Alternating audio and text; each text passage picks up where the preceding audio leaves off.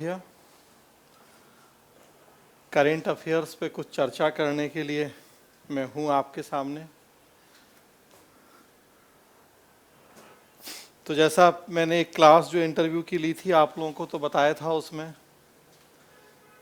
कि current affairs की बड़ी महत्वपूर्ण भूमिका होती है सिविल सर्विस एग्ज़ाम में और इंटरव्यू में विशेष रूप से। हर जगह है, प्रीलिम्स में भी बहुत सारे प्रश्न देख रहे हैं, मेंस, और अब चूँकि हम लोग इंटरव्यू की बात कर रहे हैं तो इसमें भी बड़ी महत्वपूर्ण भूमिका है करंट अफेयर्स की। जिज्ञासु प्रवृत्ति, अवेयरनेस, हम देख रहे थे कि जो पर्पज ऑफ इंटरव्यू है यूपीएससी का, बड़ी क्लियरली ये बातें लिखी गई हैं कि एक सिविल सेवक में जिन गुणों की अपेक्षा की जाती है उसमें जिज्ञासु होना, अपने आस पड़ोस की घटनाओं के प्रति अवेयर होना एक बहुत ज़रूरी गुण है। बहुत सारे मॉक में था, मैं सब में नहीं था इस बार चूँकि कई सारे और एंगेजमेंट भी थे, लेकिन जितने मॉक में मैं था मैंने देखा कि ज़्यादातर लोग अभी भी इस सेक्शन को नहीं कर रहे हैं। बहुत कम लोग मॉक में मुझे ऐसे मिले जो कम से कम 2-3 घंटे न्यूज़पेपर डेली पढ़ रहे हैं। ज़्यादातर लोग अभी भी उस काम को नहीं कर रहे। जो तर्क दिया गया कि 8 मई को प्री था तो प्री में लगे हुए थे, और फिर उसके बाद 15 मई को फिर और एक एग्ज़ाम कल था, सो बहुत सारे लोग उसमें लगे हुए थे। चलिए 8 मई भी हो गया, 15 मई भी हो गया, अब परसों से तो इंटरव्यू शुरू ही हैं। अब कम से कम पढ़ें 2-3 घंटे 4 घंटे न्यूज़पेपर। अब कोई एक्सक्यूज़ मेरे ख्याल से नहीं है। कुछ लोग होंगे अभी भी कि अब 5 जून को यूपीएससी प्री है या 12 जून को यूपीपीसीएस प्री है, तो तब तो फिर केवल सालों भर प्री ही दें। अब ये आपको फिर अपनी प्रायोरिटी डिसाइड करनी है कि ये एग्ज़ाम का अंतिम फेज है, प्रायोरिटी इसे देना है और या किसी और एग्ज़ाम के अगले प्री को प्रायोरिटी देना है, ये डिसाइड आपको करना है। ये अंतिम फेज है, अच्छे से दे देंगे, 80+ मार्क्स आ जाएंगे तो एक अच्छी रैंक के साथ एक नौकरी पा लेंगे, और वो केवल पहली सीढ़ी है। प्री पास हो भी जाएंगे तो एक दिन वहाँ भी इस स्टेज पे तो आना ही होगा इंटरव्यू। तो बेहतर है कि जो लास्ट स्टेज है अभी उसको अच्छे से कर लें। तो मैं तो यही सलाह दूंगा कि आईएएस प्री छोड़ना भी पड़े, दोनों में से किसी एक को चुनना पड़े तो नेचुरल सी बात है कि बीपीएससी के इंटरव्यू को चुना जाना चाहिए, ना कि आईएएस के प्री को। और मेरे ख्याल से हर आदमी यही सलाह देगा। आप अपने घर के भी बड़ों से पूछेंगे तो वो यही कहेंगे कि दो में से किसी एक को चुनना या किसी एक को प्रायोरिटी देना हो तो आंख बंद करके आप बीपीएससी के इंटरव्यू को प्रायोरिटी दें, ना कि आईएएस के प्री या यूपी प्री को। दोनों एक साथ लेके चल पाए तो बहुत अच्छी बात है, वेरी गुड। और लेके चला जा सकता है अगर आप में से ऐसे लोग हैं, निस्संदेह कई लोग होंगे ऐसे, होने भी चाहिए कि भाई केवल बीपीएससी पे फोकस कुछ लोगों का है लेकिन बहुत सारे लोग और भी। तो आप देखेंगे दोनों में मुझे नहीं लगता कि कहीं टकराव है। सबसे बड़ी बात कि इंटरव्यू के लिए भी सबसे बड़ी तैयारी जीएस की है, और आपको यूपीएससी और यूपी प्री के लिए भी जीएस तो पढ़ना ही है, और वो तो अब तक भी आपने 8 मई और 15 मई के लिए जीएस ही पढ़ा ही है। तो कहीं बहुत ऐसा दोनों में कॉन्फ्लिक्ट भी नहीं है। करेंट अफेयर जरूर, यूपीएससी का पेपर अब तक बन चुका होगा, तो अब जो करंट अफेयर्स पढ़ेंगे वो जरूर ऐसा होगा कि आपको अब इस बार के यूपीएससी 5 जून के प्री में काम नहीं आएगा। तो वो बस एक अतिरिक्त है, लेकिन उस अतिरिक्त के लिए समय आपको अब कम से कम निकालना चाहिए। बहुत जरूरी पक्ष है इंटरव्यू का। आप कहेंगे या मैं ही कहूंगा कि हर प्रश्न का जवाब नहीं भी देंगे आप इंटरव्यू में तो कोई बहुत बड़ी आफत नहीं आनी है। क्योंकि वो नॉलेज का टेस्ट नहीं है, वो पर्सनैलिटी का टेस्ट है। लेकिन इसका मतलब ये भी नहीं है कि आप फिर पूरे मन से तैयारी नहीं करें कि ठीक है कौन सा हर प्रश्न का जवाब देना जरूरी है जब नॉलेज का टेस्ट नहीं है। तो भाई जितने ज्यादा का देंगे तो वो अच्छा ही होगा, उसमें बुरा नहीं होगा। नहीं देने से हो सकता बुरा नहीं हो, लेकिन हो सकता है बुरा हो भी, क्योंकि 10 प्रश्न हम पूछें और वो 10 प्रश्न ऐसे हों जो आजकल की घटनाओं से जुड़े हों, और अगर उनके आप बेहतर जवाब नहीं दे पाए या जो विवादास्पद मुद्दे हैं उस पर आपकी एक स्पष्ट राय नहीं दिखे, और आप कहें नहीं वो तो हर प्रश्न का जवाब जरूरी थोड़ी था, हमें तो ये बताया गया था, ये नॉलेज टेस्ट नहीं है। लेकिन पर्सनालिटी का भी तो पार्ट वो है कि आप उन हाल फिलहाल की घटनाओं के प्रति अवेयर नहीं है। तो नॉलेज टेस्ट नहीं, लेकिन वो पर्सनालिटी टेस्ट तो है ही। ठीक है, हम नहीं कहते कि आप विकिपीडिया हो जाए, हर प्रश्न का जवाब दें, लेकिन अब ऐसे प्रश्नों का जवाब भी नहीं दें कि इतनी बड़ी न्यूज अखबार के फ्रंट पेज पे है थॉमस कप, और अब आपको अगर नहीं हो पता तो नेचुरल सी बात है कि ये तो पर्सनालिटी का भी एक अच्छी क्वालिटी नहीं है। ज्ञान वापी मस्जिद सर्वे क्या हो रहा है, क्यों हो रहा है, अगर आपको नहीं है पता तो नेचुरल सी बात है कि ये पर्सनालिटी की भी अच्छी क्वालिटी नहीं। तो फिर यहां केवल बात नॉलेज टेस्ट की नहीं रह जाती है, यहां वो पर्सनालिटी का पार्ट है अवेयरनेस, तो बात उसकी हो जाती है। तो इसलिए बार बार ये कह रहा हूं, और आज फिर अंतिम बार, अंतिम इसीलिए कि कई लोग तो परसों ही निपट जाएंगे इंटरव्यू दे के, और फिर बाकी तो जो भी प्रक्रिया मेरे ख्याल से कब तक चलनी है, जून 28 जून 22 जून तक, तो फिर ये है। तो लेकिन अभी भी जब जागें तभी सवेरा, गांठ बांध लीजिए कि आज से कल से कम 2 न्यूज़पेपर बहुत अच्छे से पढ़िए। जितने दिन आपके इंटरव्यू के लिए बचे हैं पिछले 2-4 दिन से, और उठा लीजिए अखबार और इसको बहुत अच्छे से कीजिए। ये बहुत जरूरी पार्ट है, ये आपकी पर्सनालिटी का बहुत जरूरी गुण है जो एक सिविल सेवक में जरूर खोजा जाता है। मैं पिछले 4 दिन के अखबार को मैंने खंगाला। आज सुबह 10 बजे सर ने कहा, आर कुमार सर ने, कि मैं करंट के इशूज़ पे थोड़ा सा आपसे कुछ बात करूं।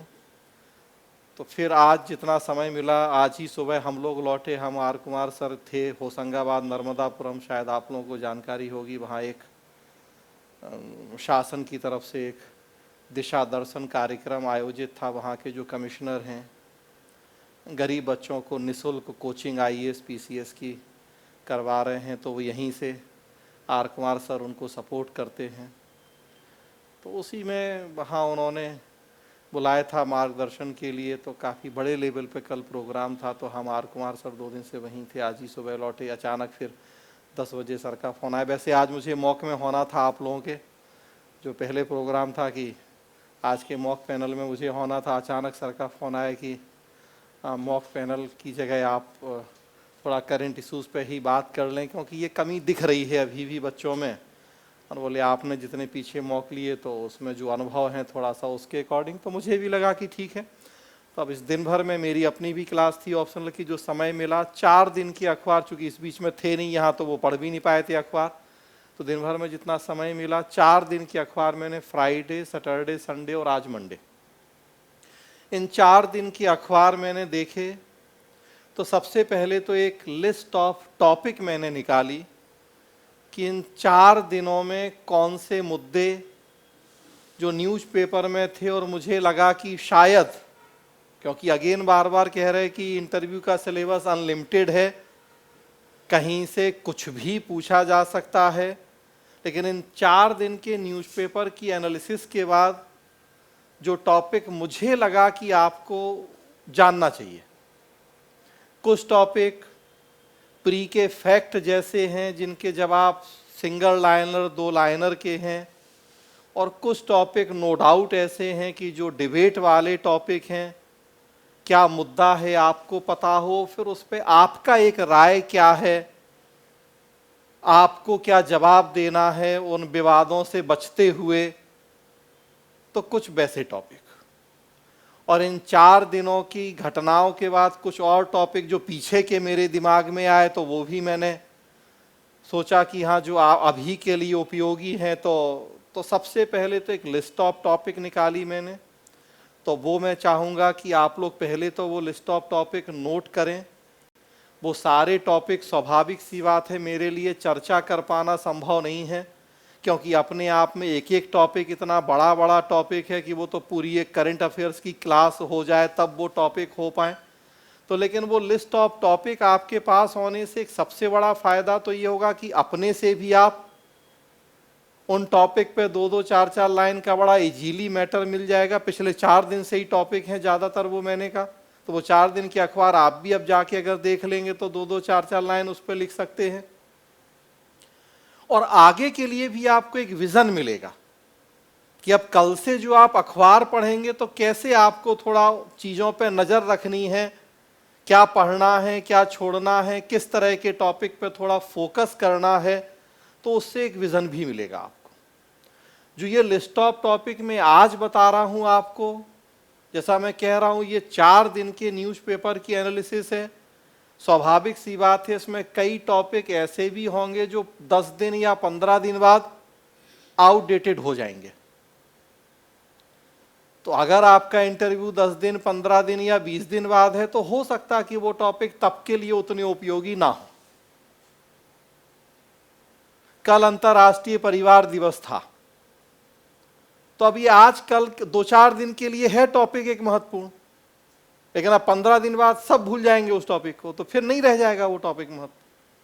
तो कई ऐसे टॉपिक भी उसमें हैं जो अभी 18, 19, 20 को जिन लोगों को इंटरव्यू देना है वो आजकल के मुद्दे हैं तो उपयोगी हैं, 10 दिन बाद वो नहीं रहेंगे।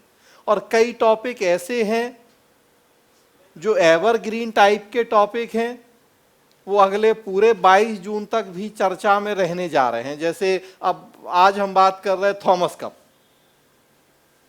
तो स्वाभाविक सी बात है आज के लिए बहुत महत्वपूर्ण है, अगले 1 हफ्ते के लिए बहुत उपयोगी होगा, लेकिन उसके बाद धीरे धीरे वो आउटडेटेड की कैटेगरी में आ जाएगा। आज हर आदमी से उम्मीद है कि थॉमस कप के बारे में क्वेश्चन पूछ लिया जाए। 1 हफ्ते 2 हफ्ते बाद जिनकी हॉबी बैडमिंटन है, बस उनसे पूछे जाने की संभावना होगी। हाँ, उनसे तो संभावना पूरे 22 जून तक रहेगी, क्योंकि उनकी हॉबी बैडमिंटन है। तो अगले 1 महीने तक थॉमस कप जैसी कोई दूसरी प्रतिस्पर्धा तो होने नहीं जा रही है बैडमिंटन में। तो बैडमिंटन हॉबी वालों के लिए थॉमस कप पूरे 22 जून तक उपयोगी है, लेकिन बाकी लोगों के लिए अभी 1 हफ्ते तक उपयोगी है। उसके बाद उनके लिए वो टॉपिक आउटडेटेड, वो छोड़ भी देंगे उसे, तो जरूरत नहीं है उस टॉपिक की।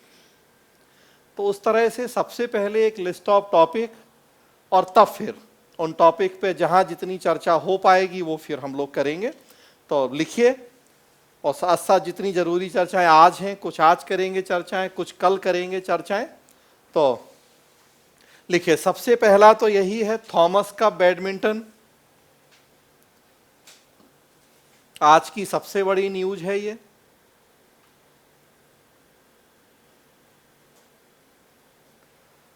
और कुछ देखिए, इस पे कुछ मैंने 4-6 लाइन एक नोट्स बनाने की कोशिश करी न्यूज़पेपर से ही। थोड़ा सा लिखिए, इससे आपको और आइडिया लगे कि कैसे आप टॉपिक पे एक नोट्स बना सकते हैं, तैयारी कर सकते हैं करंट अफेयर्स की। तो कुछ पॉइंट करके 4-6 बातें लिखिए उसमें। बैंकॉक, मतलब कहाँ आयोजित हुआ, तो बैंकॉक।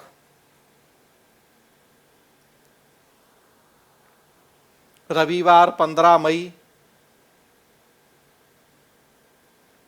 कल हुआ है फाइनल, तो रविवार 15 मई।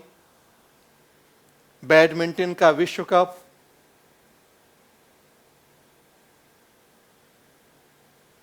बैडमिंटन का विश्व कप कहा गया है इसे, तो बैडमिंटन का विश्व कप।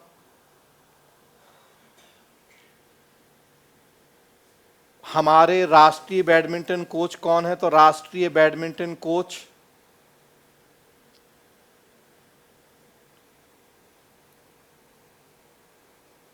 पुलेला गोपीचंद।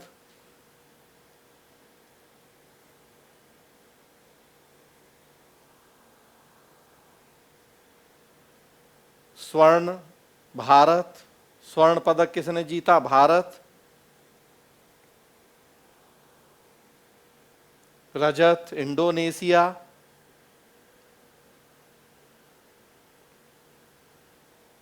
और ब्रॉन्ज कांस्य पदक डेनमार्क और Japan.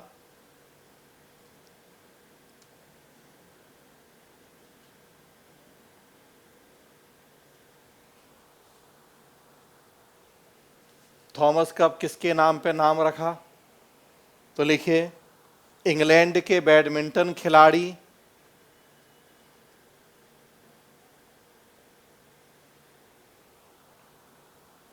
Sir George Elon Thomas.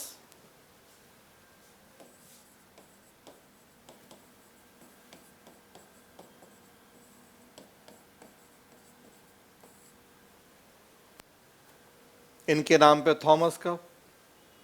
तो अब क्या कंट्रीब्यूशन था इनका कि इनके नाम पे शुरू हुआ? तो लिखिए, 1949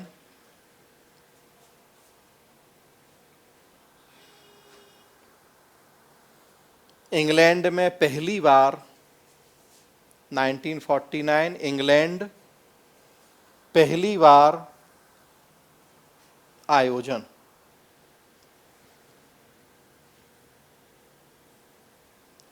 तो इनके दिमाग में था कि जैसे वर्ल्ड फुटबॉल चैंपियनशिप होती है और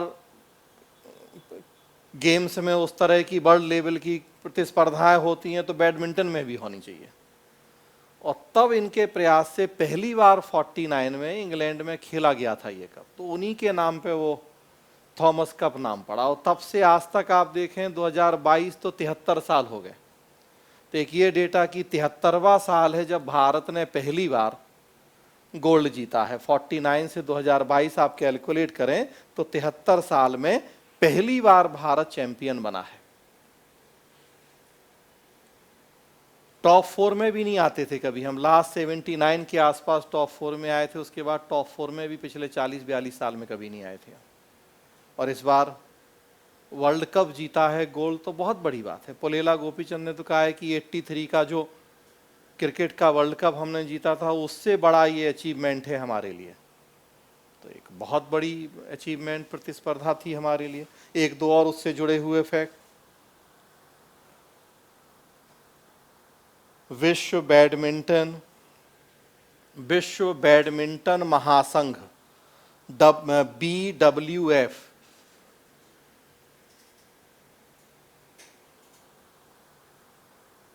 के संस्थापक अध्यक्ष भी थे वो एलन थॉमस, जिनके नाम पे ये थॉमस कप पड़ा है नाम इसका।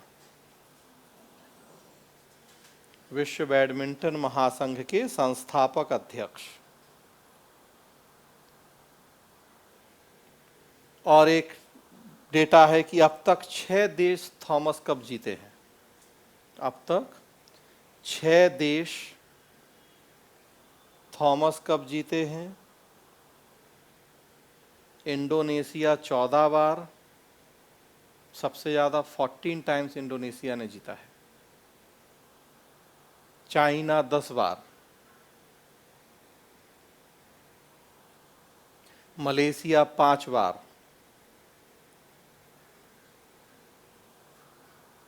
भारत, जापान और डेनमार्क एक एक बार।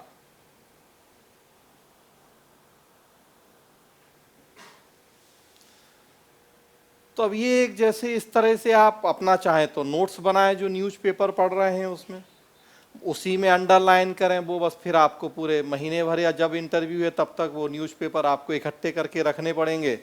लास्ट डे रिवीजन करने में दिक्कत हो जाएगी कि फिर वो 16-16 पेज के न्यूज़पेपर बार बार पलटने पड़ेंगे। तो इस तरह से एक आज ही आप ही के लिए मुझे लगा कि एक सैंपल के तौर पे तो कुछ डेटा मैंने वही न्यूज़पेपर वगैरह से कुछ ऑनलाइन देखा, डेटा निकाला, तो इस तरह से कुछ आप एक अपना शॉर्ट नोट्स बना सकते हैं।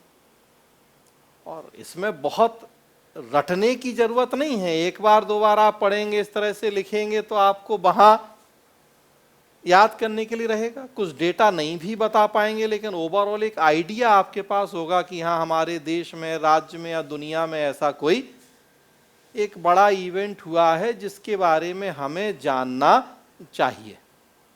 तो आज हमने कहा ये सबके लिए उपयोगी है क्योंकि बहुत बड़ी घटना हमारे लिए। एक हफ्ते बाद केवल उनके लिए उपयोगी होगी जिनकी हॉबी बैडमिंटन है, और आप में से बहुत सारे लोगों की हॉबी बैडमिंटन है।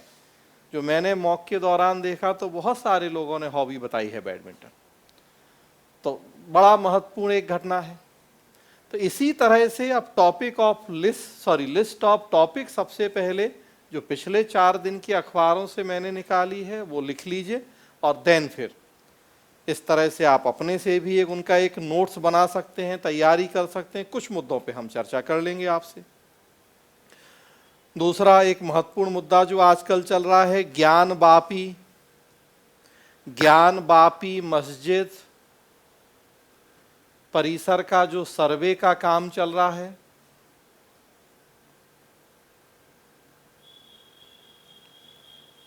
तो ये पूरा इशू क्या है आपको पता होना चाहिए। अब ये एक ऐसा इशू है जो अभी पूरे 22 जून तक चर्चा में रहने जा रहा है। ये इशू आउटडेटेड होने नहीं जा रहा है। और केवल ये इशू नहीं, जब ज्ञान वापी मस्जिद इशू होगा तो फिर आपको अयोध्या भी जाना पड़ेगा। सो अयोध्या बाबरी वो जो होता है कि सोया हुआ जिन्न, सो फिर आपका वो इंटरव्यू का डिबेट और डिस्कशन वहाँ भी जा सकता है। सो आपको अयोध्या बाबरी मस्जिद वाला इशू भी पूरा फिर अब जानना पड़ेगा यहाँ। साथ साथ आप देखेंगे तो मथुरा वो भी चल रहा है साथ में इशू, सो वो भी फिर आपको जानना होगा पूरा। उसी में करें या अगला टॉपिक आप लिखें, तो अगला लिख लें 3 नंबर है उसी नेचर का टॉपिक कि ताजमहल, कुतुब मीनार,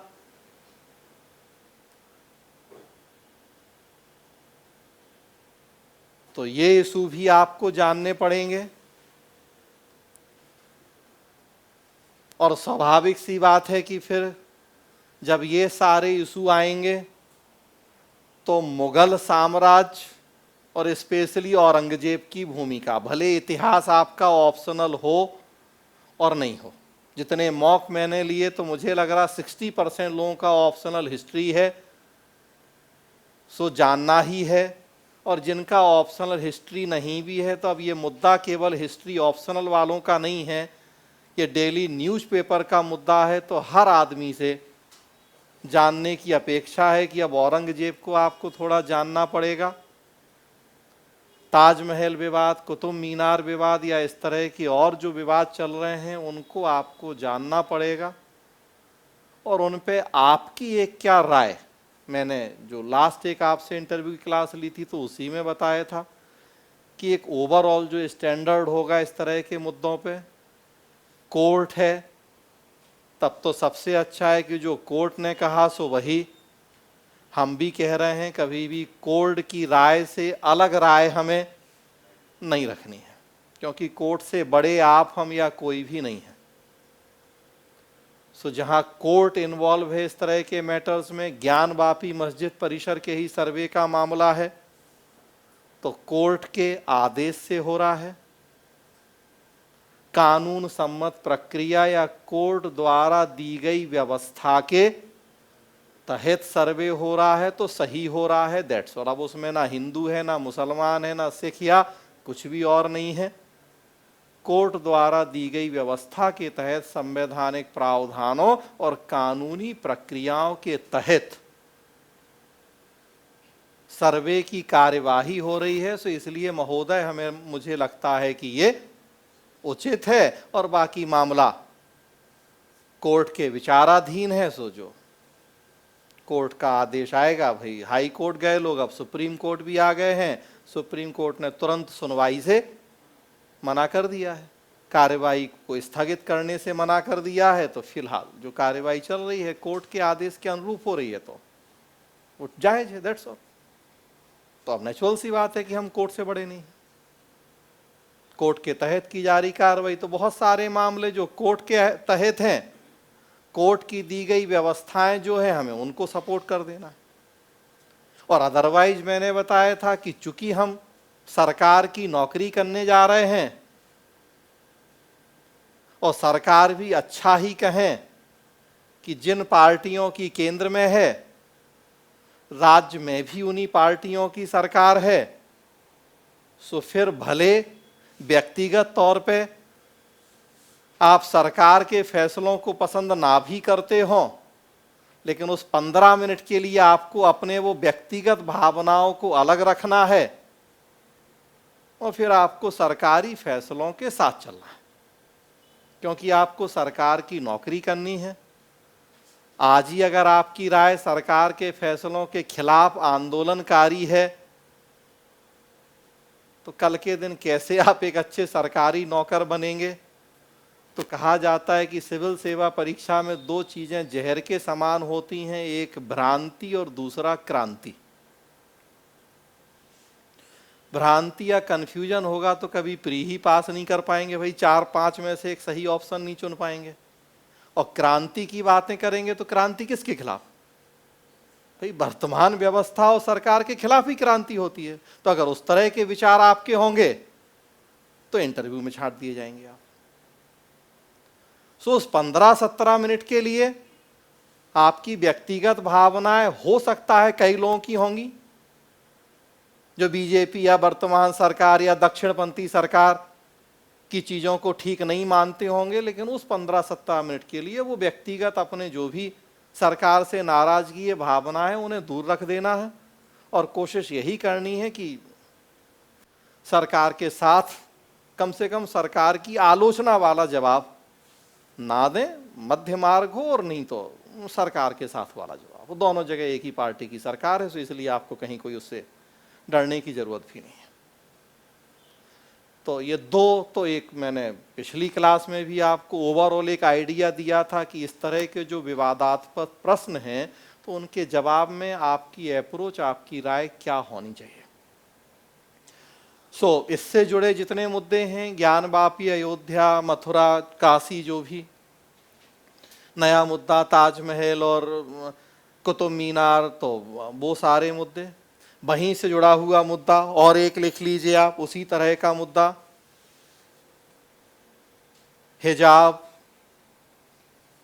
हिजाब मामला, लाउड स्पीकर राजनीति, बुलडोजर राजनीति, ये सारे प्रश्न मैंने मॉक में पूछे भी आप लोगों से, जिन मॉक पैनल में मैं था, तो ये सारे प्रश्न मैंने पूछे भी हैं आप लोगों से मॉक में। तो हिजाब मामला हो गया, बुलडोजर राजनीति, लाउड स्पीकर राजनीति, उसमें और एक इसी तरह का मैटर लव जिहाद,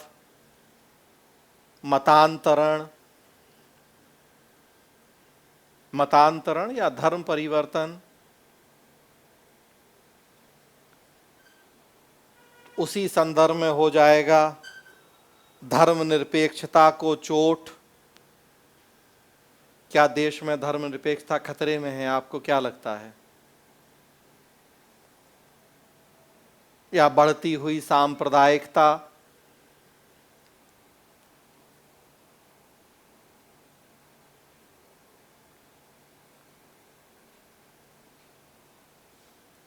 कई लोगों का तो कहना है कि देश सिविल वॉर की तरफ जा रहा है। जिस तरीके से हिंदू मुसलमानों को लड़ाया जा रहा है तो देश सिविल वॉर की तरफ जा रहा है। तो कोई आश्चर्य नहीं कि आपसे भी पूछा जाए कि क्या आपको लगता है कि देश सिविल वॉर की तरफ आगे बढ़ रहा है, जिस तरीके से ये मुद्दे उछाले जा रहे हैं। ऐसा भी कहा जा रहा है, मैंने पूछा था मॉक में, कि क्या महंगाई जैसे मुद्दों से लोगों का ध्यान हटाने के लिए सरकार जानबूझ के इन सारे मुद्दों को उछाल रही है कि ताकि महंगाई और बेरोजगारी जैसे जो बड़े मुद्दे थे वहाँ से लोगों का ध्यान हट जाए। तो ये सारे इशू वहाँ से जुड़े हैं और इंटरव्यू के प्रश्न इसी तरह के हैं। तो आप उसमें सिविल वॉर भी लिखिए कि क्या देश सिविल वॉर की तरफ जा रहा है।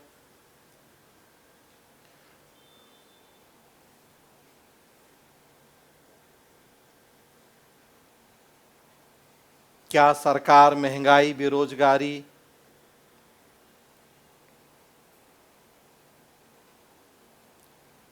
जैसे मुद्दों से ध्यान हटाना चाह रही है?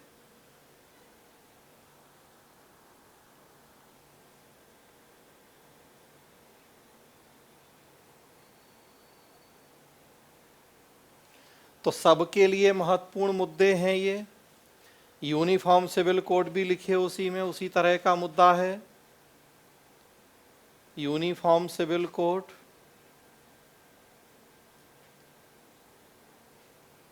उसी में फिर CAA भी लिखिए आप, क्योंकि वो कड़ियाँ एक दूसरे से जुड़ती हैं, तो इसी तरह से बात आगे बढ़ती है इंटरव्यू में। तो CAA सबके लिए महत्वपूर्ण मुद्दे हैं। स्पेशली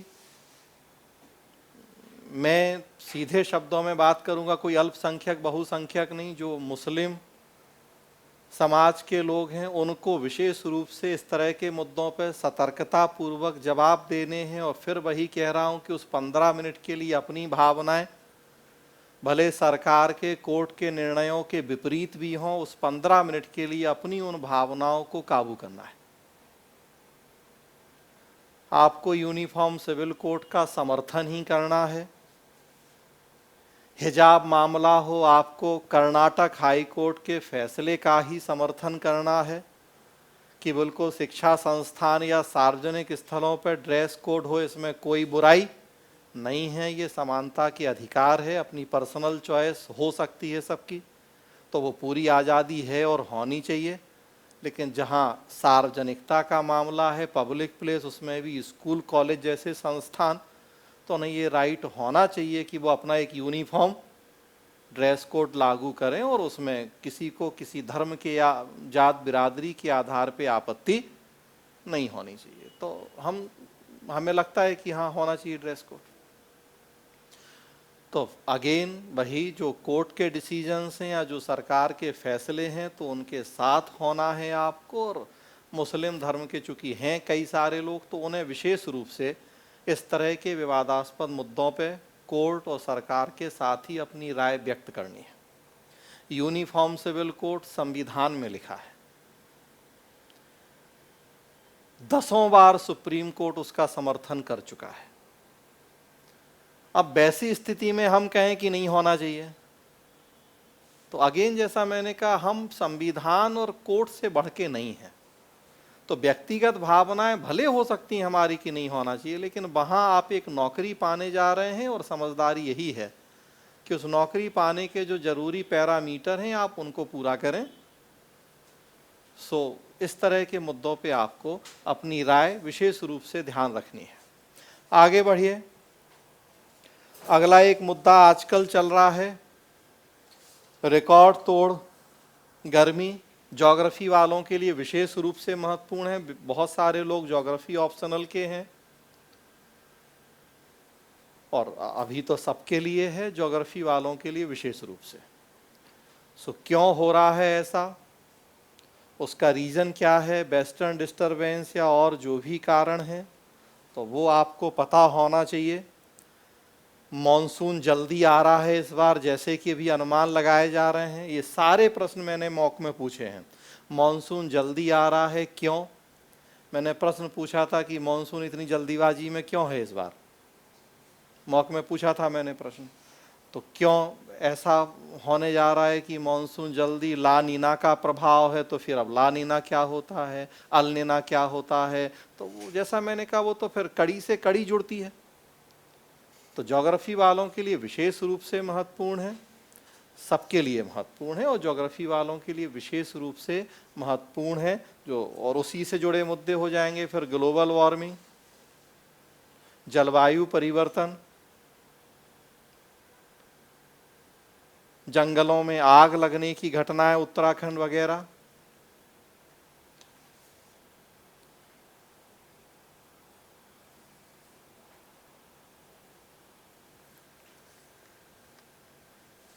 एक और मैं, हाँ, आज ही अखबार में देखिए कि रिपोर्ट में पढ़ रहा था कि दुनिया के 15 सबसे गर्म शहरों में 12 भारत के हैं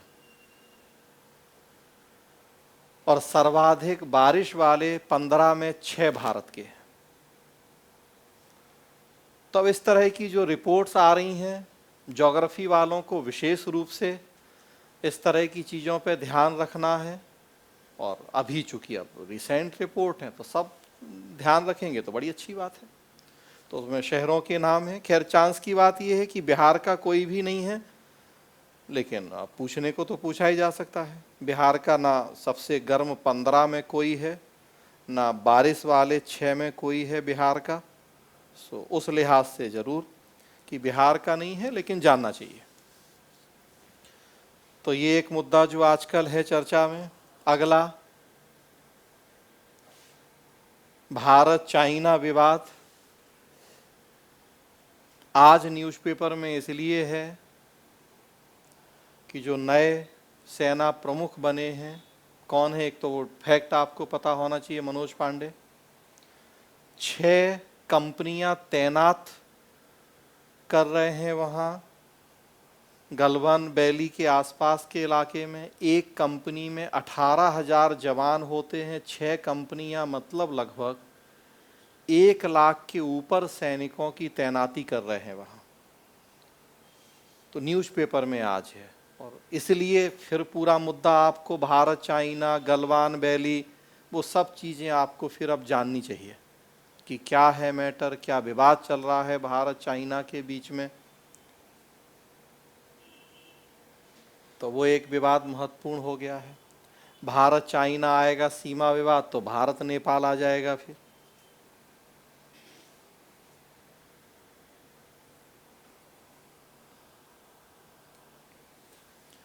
तो ये एक मुद्दा जिस पे थोड़ा सा आप पढ़ें। अगला एक किताब आई है, वो बस एक सिंगल लाइनर फैक्ट है, लेकिन पता होना चाहिए कौन सी किताब आई है। Modi at 20 dreams meet delivery. तो आपको पता होना चाहिए। मतलब अब इस तरह की चीज़ों पे हम ये अपेक्षा नहीं करते कि आप बगलें झांकें या कहें कि सर हमें पता ही नहीं है, हमने सुना ही नहीं है। थोड़ा सा जैसा हमने कहा, ये पर्सनालिटी की एक कमी मानी जाएगी है कि इतनी पॉपुलर चीज़ों के बारे में आपको अगर जानकारी नहीं हो। तो इसीलिए मैंने कहा कि आज मुझे लगा कि सबसे पहला काम तो मैं यही करूं कि इस तरह के जो ऐसे एक लिस्ट है टॉपिक की, कम से कम वो बता दूं आपको। पढ़ाना तो अब नेचुरल सी बात है कि अब इतने सारे टॉपिक हम पढ़ाने चलेंगे तो आप भी समझते हैं कि पूरा एक अपने आप में वो सेपरेट कोर्स हो जाएगा। लेकिन आपकी नज़र के सामने से ये गुजर जाएंगी चीज़ें तो कम से कम उस समय अनभिज्ञ वाली स्थिति तो नहीं रहेगी। इतना तो होगा कि हाँ सर पता है, अभी रिकॉल नहीं कर पा रहे, और या पता कर भी लें अब उसके बारे में और तो बड़ी अच्छी बात है। एक दिन भी बैठ जाएंगे। आज ही मैंने किया तो देखिए मेरे पास 60 टॉपिक हैं ये अभी, 60, और ये 60 से जुड़े और 60 दिमाग में चल रहे हैं जो साथ साथ में बताते जा रहा हूं आपको। तो आपके दिमाग में भी ये टॉपिक रहेंगे तो अभी जो भी आपके इंटरव्यू के लिए जितने दिन का समय है, तो आते जाते रोज 5-5, 10-10 टॉपिक भी देखेंगे तो 4-4 लाइन कम से कम उतनी जानकारी हो जाएगी आपके पास कि वहां उस तरह से अननोन और अनभिज्ञ नहीं रहना पड़ेगा आपको इंटरव्यू बोर्ड में। स्थिति अच्छी हो जाएगी आपके लिए, कॉन्फिडेंस रहेगा आपके पास वो। तो ये अगला टॉपिक बढ़ी आगे। तो वो किताब एक Modi at 20 dreams meet delivery, best seller book है आज की डेट में अमेजोन पे,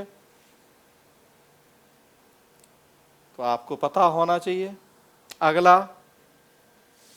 राजीव कुमार नए मुख्य चुनाव आयुक्त बने हैं, चीफ इलेक्शन कमिश्नर।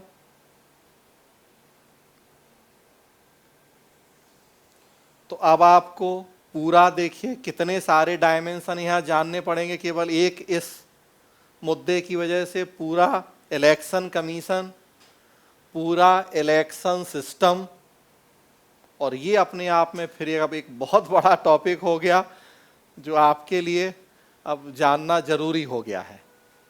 उसमें one nation, one election, NOTA, लिख लीजिए, कुछ ऐसे लिख लीजिए टॉपिक, जितना आप मतलब कर पाएं तो अच्छी बात है। तो पूरा चुनाव मशीनरी, उसमें एक देश एक चुनाव, one nation one election, NOTA, राजनीति का अपराधीकरण, क्रिमिनलाइजेशन ऑफ पॉलिटिक्स,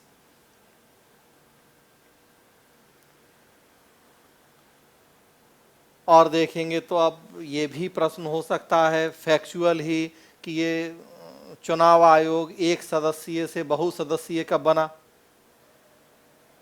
तो अब वो थोड़ा सा फैक्ट आपको जानना पड़ेगा कि जब हमने 21 से 18 करी थी उम्र, राजीव गांधी के शासनकाल में काम बढ़ गया था चुनाव आयोग का, तो हमने उसे एक सदस्यीय से बहुसदस्यीय किया था। बाद में फिर वीपी सिंह के समय उसको एक सदस्यीय कर दिया गया, फिर दोबारा बहुसदस्यीय किया गया। तो वो आपको उस समय का वो डेटा जानना पड़ेगा थोड़ा सा। हटाने की प्रक्रिया क्या होती है इनकी, नियुक्ति की प्रक्रिया क्या है इनकी, मतलब पूरा आर्टिकल 324 इलेक्शन कमीशन से जुड़े काम क्या है चुनाव आयोग के। अभी रिसेंटली एक मुद्दा था, आज भी न्यूज़पेपर में इन्हीं 3-4 दिन में है, आधार और वोटर आईडी को जोड़ने का जो मुद्दा आया था। जाते जाते बोल के गए हैं पूर्व मुख्य चुनाव आयोग की, बहुत जल्दी इसके हम नियम जारी कर देंगे। आधार और वोटर कार्ड को लिंक करने की जो योजना शुरू होने जा रही है, तो वो प्रोजेक्ट क्या है, आधार और वोटर कार्ड को जोड़ना। तो इससे जुड़े अब सारे डायमेंशन आपको जानने पड़ेंगे। चुनाव ये अपने आप में एक बहुत बड़ा टॉपिक है, लेकिन सारी जीएस की चीज़ें हैं, बहुत सारी आप ऑलरेडी जानते हैं, पॉलिटी में पढ़ी हैं आपने चीज़ें। थोड़ा सा इस पर नज़र आप विशेष रूप से रखिए। आगे बढ़िए। न्यू एजुकेशन पॉलिसी रोज़ चर्चा में है, रोज़ कुछ ना कुछ डेवलपमेंट हो रहे हैं। बहुत सारे लोगों की हॉबी है टीचिंग, बच्चों को पढ़ाना। कई सारे लोग हैं जो बिहार में पंचायत शिक्षक या और इस तरह की जॉब में हैं, उन्हें विशेष रूप से जानना है एजुकेशन पॉलिसी, और सबको जानना है। सो रोज़ कुछ ना कुछ न्यूज़पेपर में उससे जुड़ा है। आज ही है 2030 तक के टारगेट हैं राज्यों को कि पूरी तरह से एजुकेशन पॉलिसी इंप्लीमेंट करें। हरियाणा ने 2025 तक का ही टारगेट लिया है कि वो 2025 तक ही पूरे स्टेट में न्यू एजुकेशन पॉलिसी को इम्प्लीमेंट कर देगा। ओवरऑल 2030 तक का केंद्र ने कहा है सभी राज्यों से। तो रोज़ कुछ ना कुछ न्यूज़पेपर में इससे जुड़ा है, तो ये आपको थोड़ा सा इसको एक बार जान लेना है। आगे बढ़िए। बिहार इन्वेस्टर्स मीट हुई थी 3-4 दिन पहले। आज मैं न्यूज़पेपर देख रहा था, तो जो बिहार के इंडस्ट्री मिनिस्टर हैं, कौन है, उनका एक इंटरव्यू है आज न्यूज़पेपर में, मैं देख रहा था। आपको पढ़ना चाहिए, थोड़ा सा वो चीज़ें जाननी चाहिए। बिहार से ही जुड़ा मुद्दा है कि क्या काम डेवलपमेंट चल रहे हैं। ये देखिए, उद्योग मंत्री का दावा है कि बिहार में औद्योगिक क्रांति की शुरुआत हो चुकी है। तो इंडस्ट्रियल रिवॉल्यूशन इन बिहार बड़ा उपयोगी मुद्दा होगा आपके लिए। इंटरव्यू है उनका आज के दैनिक भास्कर में, ऑनलाइन भी आपको मिल जाएगा, बाकी अखबारों में भी होगा। तो अब ये सब चीज़ें आप थोड़ा सा इस पर फोकस रखिए। आरा में देश का सबसे बड़ा एथेनॉल प्लांट बन के तैयार है, बस उद्घाटन होना है उसका, जब टेक्सटाइल पॉलिसी मंजूर हुई है और इसमें जो कुछ चीज़ें दी हुई हैं, तो इसको आप पढ़ लीजिए अच्छे से।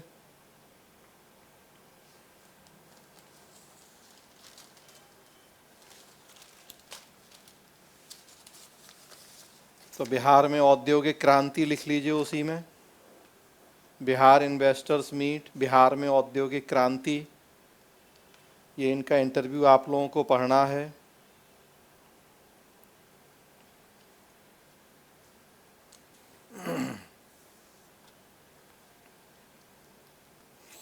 बढ़ती हुई महंगाई, गेहूं का निर्यात रोका है हमने, सो ये इशू बड़ा महत्वपूर्ण इशू है आपके लिए अभी।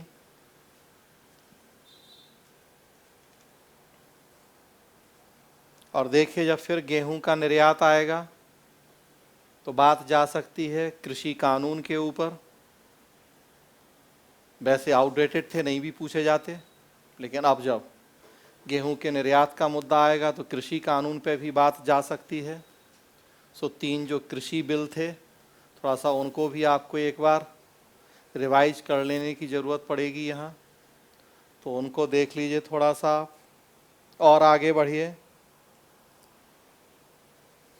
राजनीतिक मुद्दा है, हो सकता ये नहीं भी पूछा जाएगा, लेकिन फिर भी त्रिपुरा में जो सीएम बदले गए हैं, चूँकि बीजेपी ने कई राज्यों में पहले भी ऐसा किया,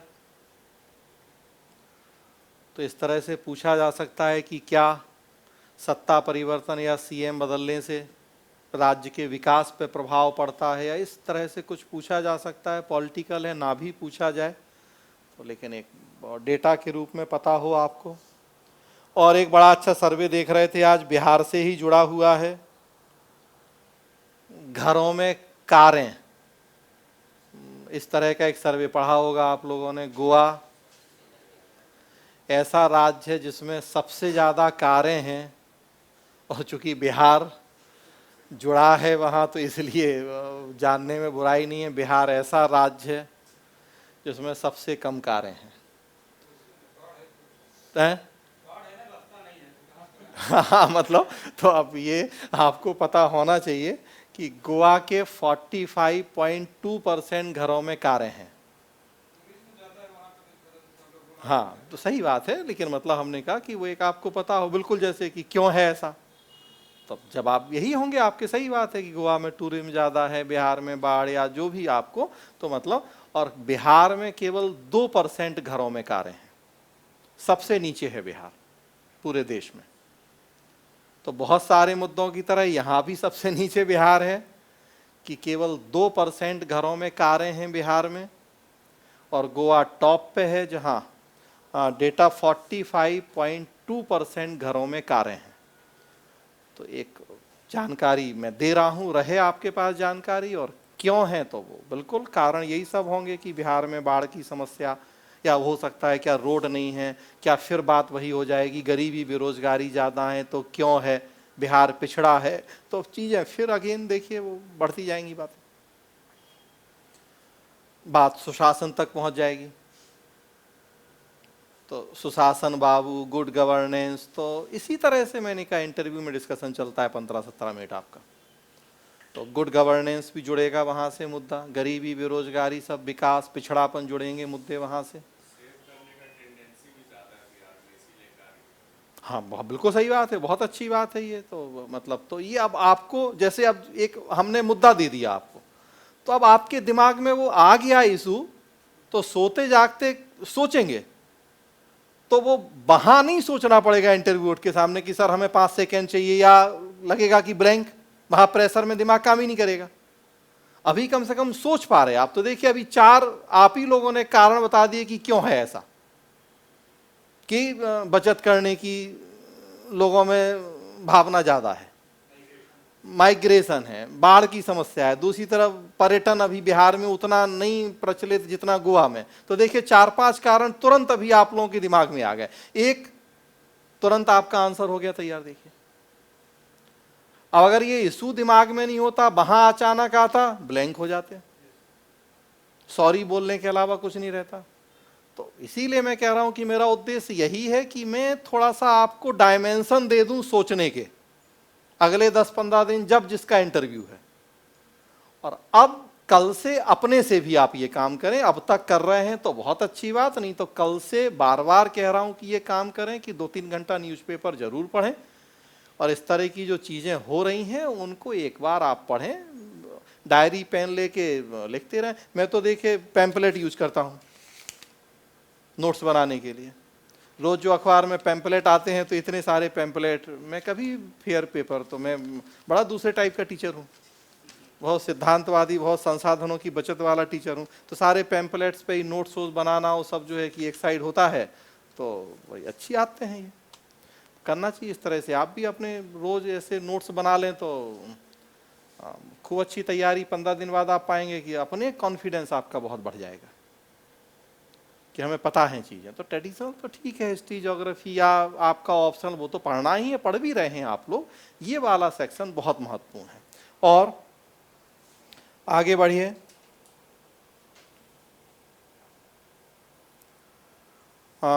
आसानी चक्रवात जो चल रहा है, ज्योग्राफी वाले विशेष रूप से जाने, बाकी सारे लोग भी जाने। आसानी चक्रवात बिहार में भी खूब बारिश हुई है या हो रही है, नॉर्थ ईस्ट वगैरह में। तो फिर पूरा वो ये नाम कैसे रखे जाते हैं चक्रवातों के, बहुत सारे, तो वो इशू आपको जानना है। और अगला जम्मू कश्मीर, रोज कुछ ना कुछ हो रहा है। तो जम्मू कश्मीर, उसमें परिसीमन आयोग,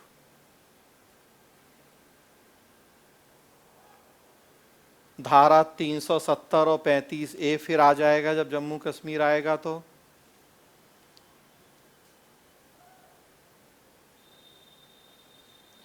कश्मीरी पंडित, कश्मीर फाइल्स,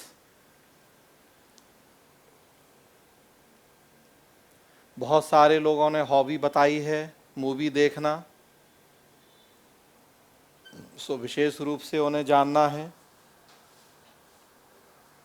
गुपकार गठबंधन क्या आज न्यूज़पेपर में है, गुपकार, तो वो आपको फिर गुपकार जो वहाँ की राजनीतिक दल थे उन्होंने मिलकर अपना एक गठबंधन बनाया था, तो यही पूछ लिया जाता है, पूछा गया है इंटरव्यू में गुपकार क्या है। पिछले इंटरव्यूज में पूछा गया 65 64 में, तो गुपकार क्या है, एक लाइन में गुपकार का फुल फॉर्म वो न्यूज़पेपर में है, आज ही है चर्चा। अगला जो और एक बड़ा चर्चित मुद्दा है, राजद्रोह कानून, सेडिशन एक्ट जो है, राजद्रोह कानून। राजद्रोह और देशद्रोह में अंतर,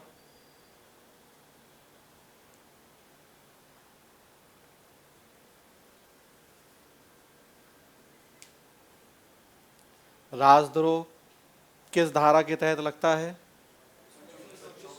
124A, और देशद्रोह 121। सीआरपीसी में अलग धाराएं, सबसे पहला अंतर तो यही है कि देशद्रोह के लिए अलग धारा है 121,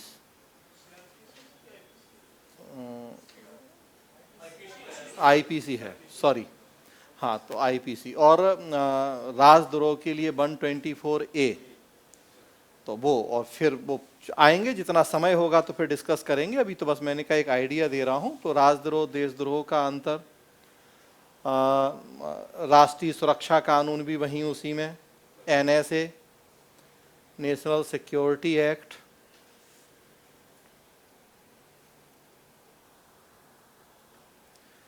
अब इसी संदर्भ में देखिए राजद्रोह कानून को फिलहाल रोक दिया सुप्रीम कोर्ट ने। लॉ मिनिस्टर का क्या स्टेटमेंट आया कि अदालत अपनी लक्ष्मण रेखा न लांघे। पूरा न्यायपालिका वाला मुद्दा आपको इसलिए थोड़ा जानना चाहिए, लिखिए उसमें, न्यायिक सक्रियता, जुडिशियल एक्टिविज्म, न्यायिक अतिक्रमण, जुडिशियल ओवररीच,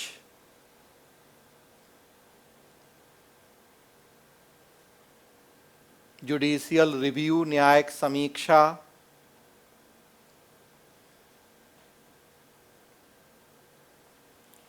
तो ये सारे मुद्दे थोड़ा सा फिर आपको जानने चाहिए यहाँ कि ये मुद्दे क्या हैं। अगला,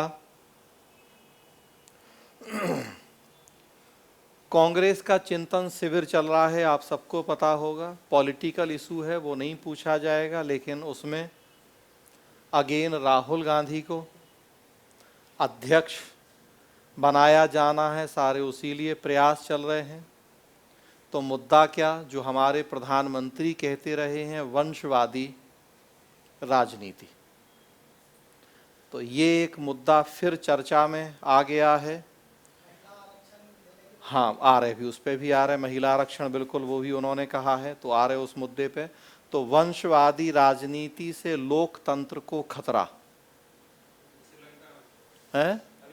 हाँ श्रीलंका में भी हुआ कि एक ही परिवार के 7 लोग, सारे भाई भतीजे जो भी सब अपना उन्होंने बर्बाद करके रख दिया, सब चाइना के समर्थक थे और सब ने जो हाल कर दिया श्रीलंका का। तो वंशवादी राजनीति से लोकतंत्र को खतरा पाकिस्तान में भी चल रहा है। देखिए नवाज शरीफ के ही भाई बन गए प्रधानमंत्री, इमरान खान रोज चिल्ला रहे हैं कि परमाणु बम फोड़ दो, ज़्यादा अच्छा है, बजाय ऐसे लोगों को सरकार सौंप दो, सत्ता सौंप दो। तो वंशवादी राजनीति से लोकतंत्र को खतरा, मुद्दा ये, राहुल गांधी या कोई पर्टिकुलर व्यक्ति नहीं, कोई पॉलिटिकल पार्टी नहीं, लेकिन वंशवादी राजनीति से लोकतंत्र को खतरा। क्या आपको लगता है कि ये ठीक है, नहीं है खतरा, नहीं है खतरा, क्या होना चाहिए? तो ये एक डिबेट का मुद्दा है, इस पर हमें ध्यान देना है। उसी में अगला लिख लीजिए, महिला आरक्षण, ये मुद्दा आ गया है चर्चा में। देखिए अचानक एक बार की चर्चा में आ गया है मुद्दा, और उसमें भी है आरक्षण के भीतर आरक्षण, कांग्रेस ने उसको सपोर्ट कर दिया है, कोटे के भीतर कोटा, आरक्षण के भीतर आरक्षण। मतलब कि एक तो महिलाओं को आरक्षण 33% और उसमें भी फिर SC ST OBC के लिए आरक्षण, तो आरक्षण के भीतर आरक्षण।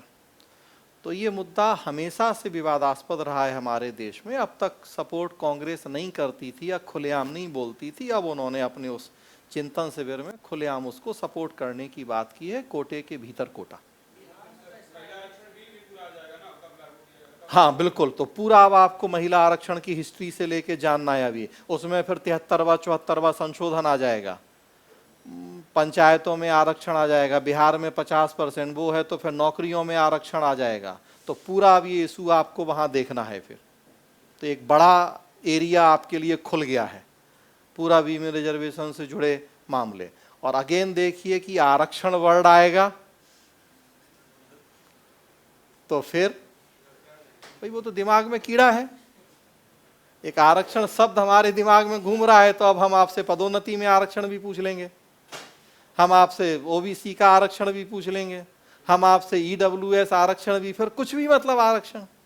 वो एक शब्द आ गया है दिमाग में, आरक्षण, रिजर्वेशन। तो अब रिजर्वेशन पूरा एक अपने आप में अगेन बड़ा मुद्दा है। तो डरा नहीं रहा हूं मैं, लेकिन जिसका सामना आप इंटरव्यू बोर्ड में करेंगे वो बता रहा हूं आपको मैं। तो जितना तैयारी कर लेंगे इन डायमेंशंस में, उतना मजबूत पाएंगे अपने आप को। बाकी तो तैयारी की लिमिट नहीं है, तो इसलिए डरने की जरूरत नहीं है। ना मेरा उद्देश्य डराना या हतोत्साहित करना है, लेकिन रेत में मुंह छुपाए रखेंगे तो उससे भी कुछ भला तो होना नहीं है। तो सच्चाई का सामना तो करना ही है। ठीक है। सो रिजर्वेशन से जुड़े सारे मुद्दे, स्पेशली वीमेन रिजर्वेशन। आगे बढ़ें। सो पुलिस व्यवस्था, मैंने उस क्लास में भी आपसे कहा था कि चूंकि सर्वोच्च पद इस बार आपके लिए DYSP है, सो पुलिस प्रशासन बहुत अच्छे से आप लोगों को पढ़ के जाना है। फिर कह रहा हूं,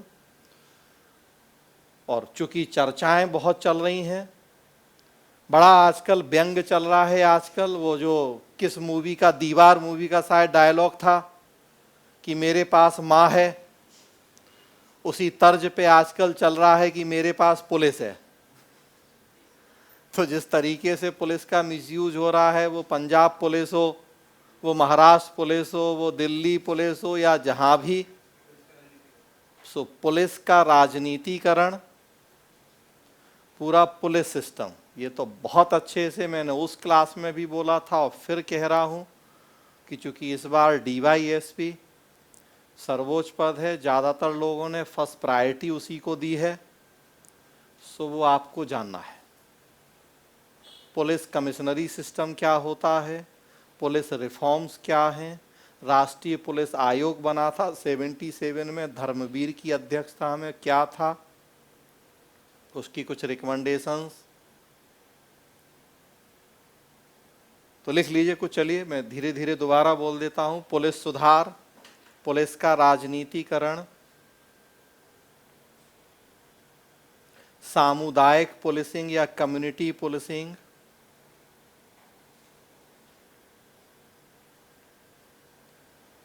मोरल पुलिसिंग,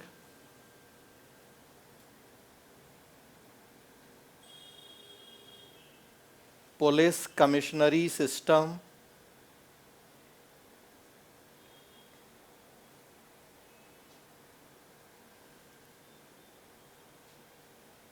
हायरार्की देख लीजिए। सबसे पहले तो पुलिस की हायरार्की DGP से लेके कांस्टेबल तक क्या होती है राज्य में, DSP कहाँ है, तो हायरार्की देखिए पुलिस की आप। DGP की नियुक्ति भी देखिए आप, यूपी में DGP हटाए गए, सो DGP की नियुक्ति की व्यवस्था क्या है। 2006 में,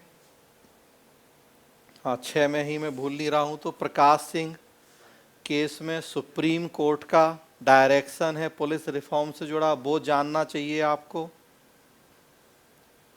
सर्वोच्च न्यायालय के दिशा निर्देश पुलिस रिफॉर्म से जुड़े हुए, 0 FIR,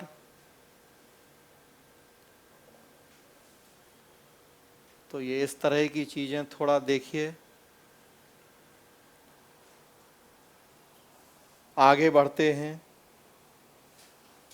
रूस यूक्रेन युद्ध हर आदमी देख रहा है, मतलब थोड़ा उस पर एक राय। मैंने कहा ये 4 दिन की अखबारों से जो चीज़ें निकाली हैं उनके इर्द गिर्द आपसे बात कर रहा हूँ। रूस यूक्रेन युद्ध, नाटो, फिनलैंड शामिल होने जा रहा है नाटो में। सो अब रूस ने कहा है उन्हें भी नहीं छोड़ेंगे। तो अब ये मुद्दे आपको यही पूछ लिया जाएगा, नाटो क्या है, नाटो का फुल फॉर्म क्या है, तो आपको पता होना चाहिए ये बातें। सो वो देखिए। श्रीलंका,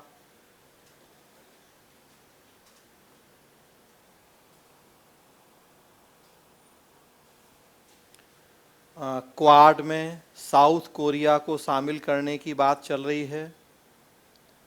तो ये आपको देखना है थोड़ा मुद्दा कि क्वाड क्या है, क्यों बना, कब बना, जो भी। और अभी साउथ कोरिया को दक्षिण कोरिया उसमें शामिल होना चाह रहा है। अभी 4 देश हैं, 5वां साउथ कोरिया उसमें शामिल होना चाह रहा है। तो थोड़ा सा ये इशू आप देख लीजिए। एक और बड़ा महत्वपूर्ण मुद्दा आज अखबार में ही पढ़ रहा था, चूँकि बहुत सारे लोगों का ऑप्शनल हिस्ट्री है, आज बुद्ध पूर्णिमा है। सो युद्ध के बीच बुद्ध, युद्ध के बीच बुद्ध मतलब बुद्ध की प्रासंगिकता आजकल के युद्धग्रस्त माहौल में। स्पेशली जो लोग हिस्ट्री ऑप्शनल वाले हैं वो विशेष रूप से देखें, बाकी लोग भी देखें तो कोई बुराई नहीं है कि। तो युद्ध के बीच बुद्ध, तो ये मुद्दा एक देख लीजिए। चलिए हिस्ट्री आया है तो 1-2 टॉपिक और उसमें लिख लीजिए। वहीं इतिहास का पुनर्लेखन, लगभग सारे प्रश्न मैंने मॉक में पूछे हैं आप लोगों से। जो लोगों ने मेरे, जिस बोर्ड में मैं था, मैंने जब मॉक लिया है तो आप लोग देख भी सकते हैं, लगभग प्रश्न मैंने पूछे हैं। तो इतिहास का पुनर्लेखन, पूर्वाग्रह से ग्रसित होकर लिखा गया इतिहास, वामपंथी विचारधारा से इतिहास लिखा गया, पुनर्लेखन हो रहा है। तो वो मुद्दा कि सही हो रहा है, गलत हो रहा है, होना चाहिए, नहीं होना चाहिए। एनसीईआरटी की किताबों को बदला जा रहा है, देखिए कई लोगों को हटाया जा रहा है, मुगल हिस्ट्री वगैरह को कम किया जा रहा है, नए जोड़े जा रहे हैं उसमें कैरेक्टर्स। तो ये एक बड़ा चर्चित मुद्दा है, हिस्ट्री वालों को विशेष रूप से जानना है, और चूँकि रिसेंट टॉपिक हर आदमी को जानना चाहिए। और आगे बढ़ें। बिजली संकट, कोयले की कमी, ये मुद्दा।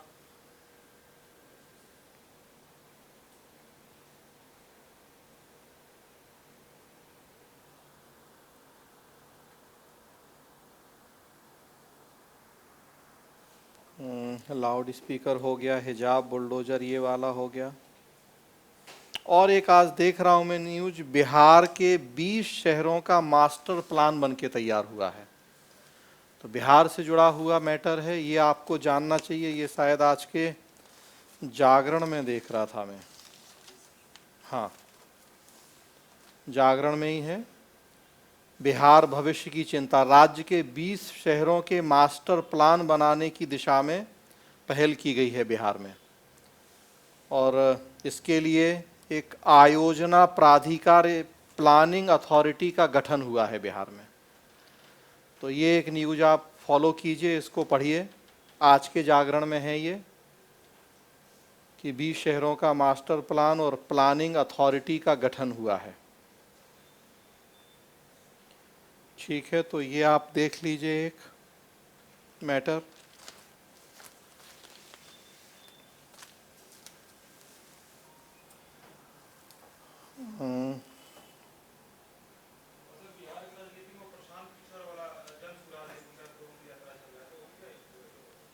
हाँ वो भी पूछा था मैंने मौक में कि आजकल अब जो प्रबंधन क्षेत्र के लोग राजनीति में आ रहे हैं, तो आपको क्या लग रहा है कि राजनीति के लिए अच्छा है, बुरा है? तो इस तरह से प्रश्न आपसे पूछा जा सकता है कि राजनीति में गैर राजनीतिक व्यक्तियों या प्रबंधन के लोगों का आना उचित अनुचित, आपकी आपकी राय क्या? तो बिल्कुल ये मुद्दा है, मॉक में पूछा है मैंने ये प्रश्न, लिख लीजिए। राजनीति में गैर राजनीतिज्ञों का प्रवेश।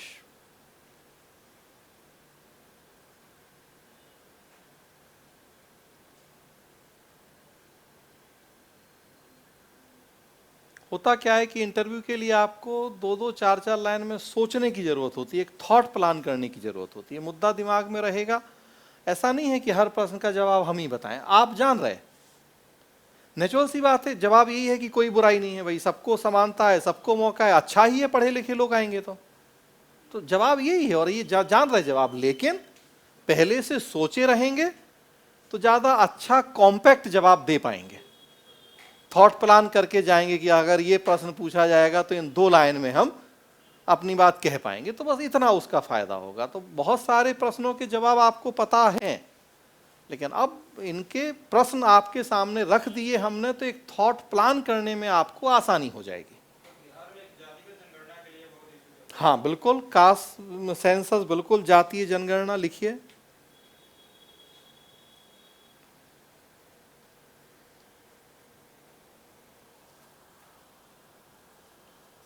और आगे बढ़े, प्रधानमंत्री आज लुम्बिनी में थे, सो बुद्ध पूर्णिमा, तो प्रधानमंत्री की नेपाल यात्रा, मतलब भारत नेपाल संबंध, ये परसों के लिए तो बहुत ही महत्वपूर्ण मुद्दा है, जरूर पूछा जाएगा बिहार वाले। अभी परसों 18-19 को जिनका इंटरव्यू है, सो बड़े अच्छे से इस पूरे देख लीजिए घटनाक्रम को, क्या समझौते संधि हुई है, क्या मुद्दा पूरा। और एक बड़ा अच्छा मुद्दा आज देख रहा था न्यूज़पेपर में, हाल के दिनों में भी आपने पढ़ा होगा, एक दिल्ली में प्रधानमंत्री संग्रहालय बना है। मोदी के अलावा पीछे के जितने प्रधानमंत्री उन सबके बारे में वहाँ विस्तार से बताया गया है। आज क्यों चर्चा में है न्यूज़पेपर में कि सुभाष चंद्र बोस को भी वहाँ स्थान दिया जाए, ये मांग की गई है संभवतः उनके सुपौत्र के द्वारा। क्यों ऐसा? क्योंकि उनका तर्क है कि हाँ, अखंड भारतीय सरकार के पहले प्रधानमंत्री सुभाष चंद्र बोस थे, तो इसलिए उनको भी प्रधानमंत्री संग्रहालय में स्थान मिलना चाहिए। तो अब एक बड़ा महत्वपूर्ण मुद्दा आपके लिए हो जाएगा, एक तो प्रधानमंत्री संग्रहालय के बारे में थोड़ा सा जानिए, और दूसरा सुभाष चंद्र बोस की भूमिका के बारे में अब आपको जानना चाहिए स्वतंत्रता संग्राम के दिनों में। सो वो मुद्दा आज के हिसाब से चर्चा में, मैं फिर कह रहा हूं कि 10 दिन बाद हो सकता है इसमें बहुत सारे टॉपिक आउटडेटेड हो जाएंगे, अभी मैं आज के हिसाब से बात कर रहा हूं आपसे, तो ये बदलती रहेंगी चीजें, आप अपने से भी उस तरह से फिर उनमें जोड़ते घटाते रहिएगा टॉपिक। आगे बढ़ें, और एक मुद्दा है न्यूज़पेपर में, गोरखालैंड की मांग शुरू हुई है, उससे जुड़ी न्यूज है। चूंकि स्थानीय निकायों के चुनाव होने बंगाल में, और उसी संदर्भ में गोरखालैंड की डिमांड फिर उठ गई है, तो मतलब छोटे राज्य, गोरखालैंड और उसमें छोटे राज्यों का औचित्य, उससे जुड़े फिर आपको आर्टिकल 124 पॉलिटी कॉन्स्टिट्यूशन वाले संवैधानिक प्रावधान, तो उनको एक बार देख लेना चाहिए। अगला संभवतः नहीं पूछा जाएगा, और वो तो खैर हर आदमी जान रहा है, बीपीएससी पेपर लीक मामला, बीपीएससी खुद अपने से जुड़ा इस तरह का प्रश्न तो नहीं ही पूछेगा, सो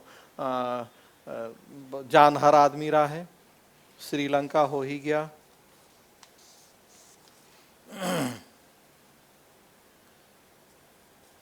एक और बड़ी महत्वपूर्ण घटना हुई है, वेटिकन सिटी में पोप ने एक आम भारतीय को पहली बार संत का दर्जा दिया है, आम भारतीय व्यक्ति को।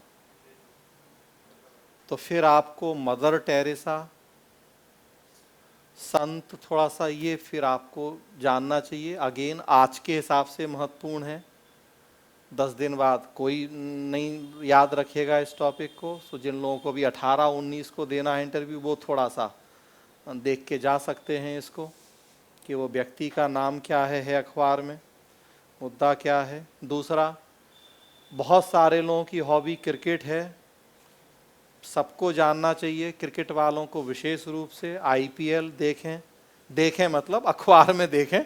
और एक ऑस्ट्रेलियाई क्रिकेटर का निधन हुआ है, एंड्रयू साइमंड्स, सो फिर वो जानना है। वो जानेंगे तो शेन वॉर्न भी जानना है, और जब शेन वॉर्न जानेंगे तो फिर और बहुत सारी चीज़ें। वो क्रिकेट वाले विशेष रूप से स्पिन, और वो जो एक उनकी गेंद जो जब शेन वॉर्न मरे थे तो सारे टीवी चैनल्स पे वही दिखाई जा रही थी, तो वो सारी चीज़ें तो क्रिकेट वाले विशेष रूप से फॉलो करें इसको, और सारे लोग जानते रहें तो बुराई नहीं है।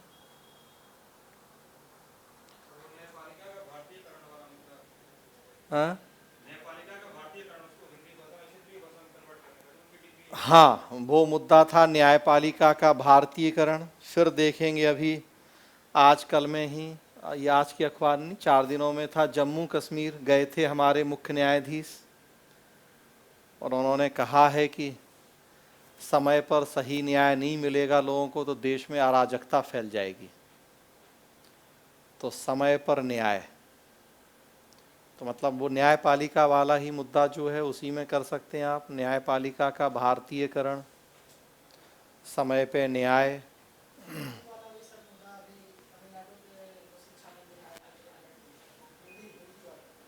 हाँ, एक बड़ा अच्छा है, वो ज़रूर आपको जानना चाहिए। बहुत सारे लोग इंजीनियर हैं आप में से। IT, electronics communication technology, india.sarkar.bharat।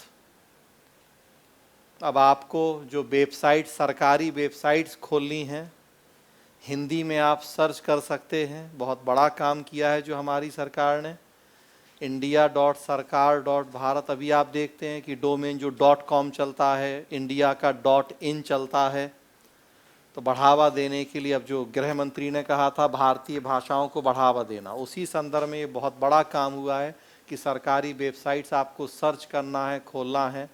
india.sarkar.bharat डाल के आप सर्च कर सकते हैं, वो साइट्स आपके सामने होंगी, हिंदी में होंगी। एक और उसी से जुड़ी बड़ी महत्वपूर्ण न्यूज़ है, आपको जानना चाहिए, बिहार से भी जुड़ी है। गूगल ट्रांसलेट में मैथिली और भोजपुरी को भी अब शामिल किया गया है, ट्रांसलेट आप कर सकते हैं मैथिली भोजपुरी से अन्य भाषाओं में, और अन्य भाषाओं से मैथिली भोजपुरी में। 34 नई भाषाएं जोड़ी हैं गूगल ट्रांसलेट ने। उन 34 में 8 इंडियन हैं, और 8 में 2 हमारे लिए महत्वपूर्ण हैं, मैथिली और भोजपुरी जो बिहार की जोड़ी गई है, और संस्कृत भी। तो मैथिली भोजपुरी संस्कृत, मैथिली भोजपुरी विशेष रूप से आपको जानना चाहिए। मैथिली ऑप्शनल भी कुछ लोगों का है, और खैर बिहार में तो सबको ये पता होना चाहिए ये वाली डेवलपमेंट। ये तो आज के लिए है, इसको छोड़ सकते हैं। सिक्किम आज ही के दिन 22वां राज्य बना था, ये तो केवल आज के लिए होगा, तो इसको छोड़ सकते हैं। मूवी कई लोगों की हॉबी है, 22वां आईफा समारोह होना था, स्थगित किया गया है। तो जिनकी हॉबी मूवी है वो थोड़ा सा इसको फॉलो करें, इस न्यूज़ को, कि क्यों स्थगित हुआ, क्या है आईफा, कौन कौन से फिल्म फेयर या और कौन कौन से पुरस्कार होते हैं। कई लोगों की हॉबी मूवी है, तो उनके लिए।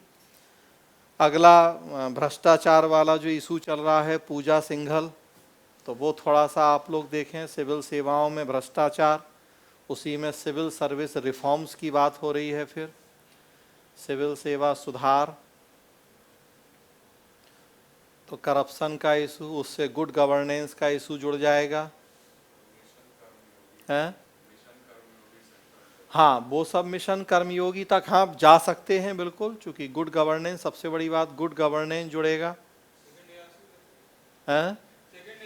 हाँ, सेकेंड ARC, वो फिर अगेन अपने आप में काफ़ी बड़ा टॉपिक है, कहीं तक भी चर्चाएं जा सकती हैं, तो इसको देखें। ये जो इंजीनियर हैं, सिविल इंजीनियर कुछ लोग हैं, एक उनके लिए न्यूज़ मुझे लगा कि अदानी ने जो इंडिया की 2 सबसे बड़ी सीमेंट कंपनियां थी उन्हें खरीदा है, अंबुजा सीमेंट्स और ACC।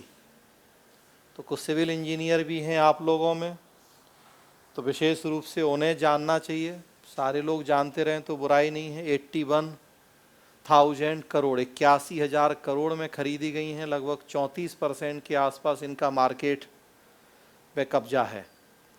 तो अदानी ने खरीदा है और अब सबसे बड़े सीमेंट कंपनी अदानी हो गए हैं, हो जाएंगे मतलब। तो स्पेशली सिविल इंजीनियर से इस तरह की चीज़ें ज़्यादा संभावना है। बिहार में औद्योगिक क्रांति हो गया, गेहूं निर्यात, महिला आरक्षण हो गया। एक और मुद्दा, ग्रीन हाइड्रोजन मिशन कल के न्यूज़पेपर में था संभवतः। पिछले साल शुरू हुआ था अगस्त में हमारे देश में ग्रीन हाइड्रोजन मिशन।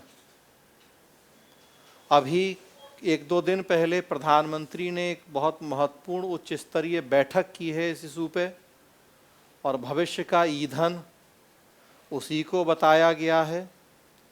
तो ये क्या है मिशन, स्पेशली आप ज़्यादातर लोग इंजीनियर हैं, ज्योग्राफी वाले जो भी हैं, तो ये थोड़ा सा आप फॉलो करें कि ये न्यूज़।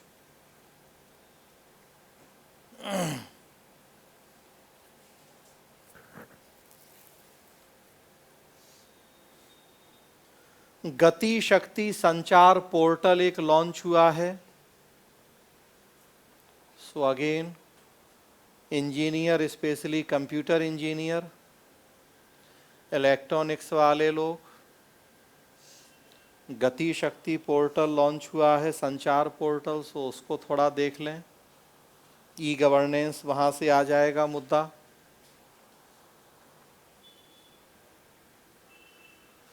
कानपुर में एक अखिल भारतीय महापौर परिषद की बैठक हुई है। अखिल भारतीय महापौर परिषद की बैठक हुई है। 74वें संशोधन में जिन शक्तियों को देने की बात की गई थी, जो 18 विषय पहचाने गए हैं, नगर पालिका संस्थाओं को सौंपे जाने के लिए मांग हुई है कि वो विषय सौंपे जाएं। लगभग किसी राज्य ने नहीं सौंपे हैं, एकाध विषय सौंपे हैं। सो उसको थोड़ा इतना ही बस जाने, 2 लाइन वसीले, कई टॉपिक तो मैं तुरंत ही बताते चल रहा हूँ आपको। बिहार में इलेक्शन होने वाले हैं। इस सम्मेलन में ये एक प्रस्ताव किया गया है कि जो जिला पंचायत अध्यक्ष के अभी इनडायरेक्ट इलेक्शन होते हैं, इन लोगों ने डिमांड की है उनके डायरेक्ट इलेक्शन के लिए। बिहार में हो गया है, हाँ, तो वो फिर इसलिए वो न्यूज़ आप देख लीजिए पूरी। राष्ट्रीय लोक अदालत का आयोजन हुआ है और लाखों मामले निपटाए गए हैं। तो लोक अदालत क्या होती है, उसी न्यायपालिका का ही पार्ट के रूप में, थोड़ा सा इसको जान लीजिए।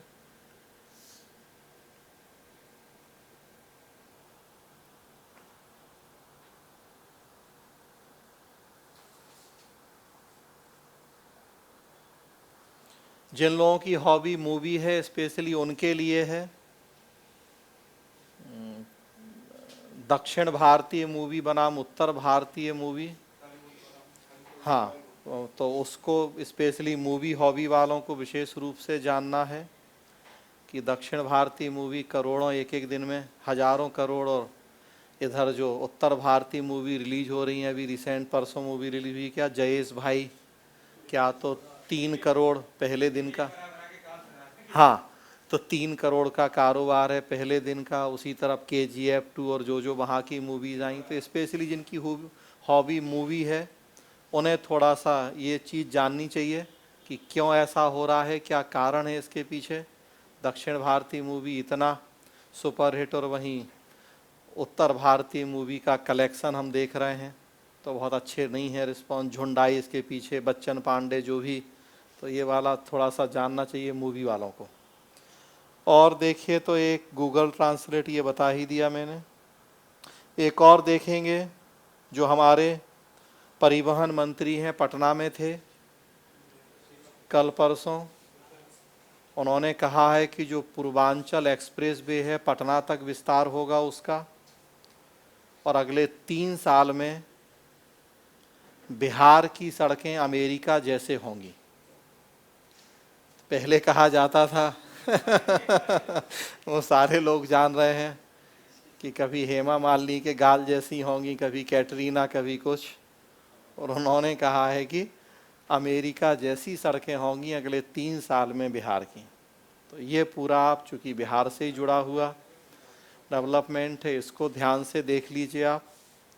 पूर्वांचल एक्सप्रेसवे का पटना तक विस्तार हो रहा है। बिहार की सड़कें अमेरिका जैसी,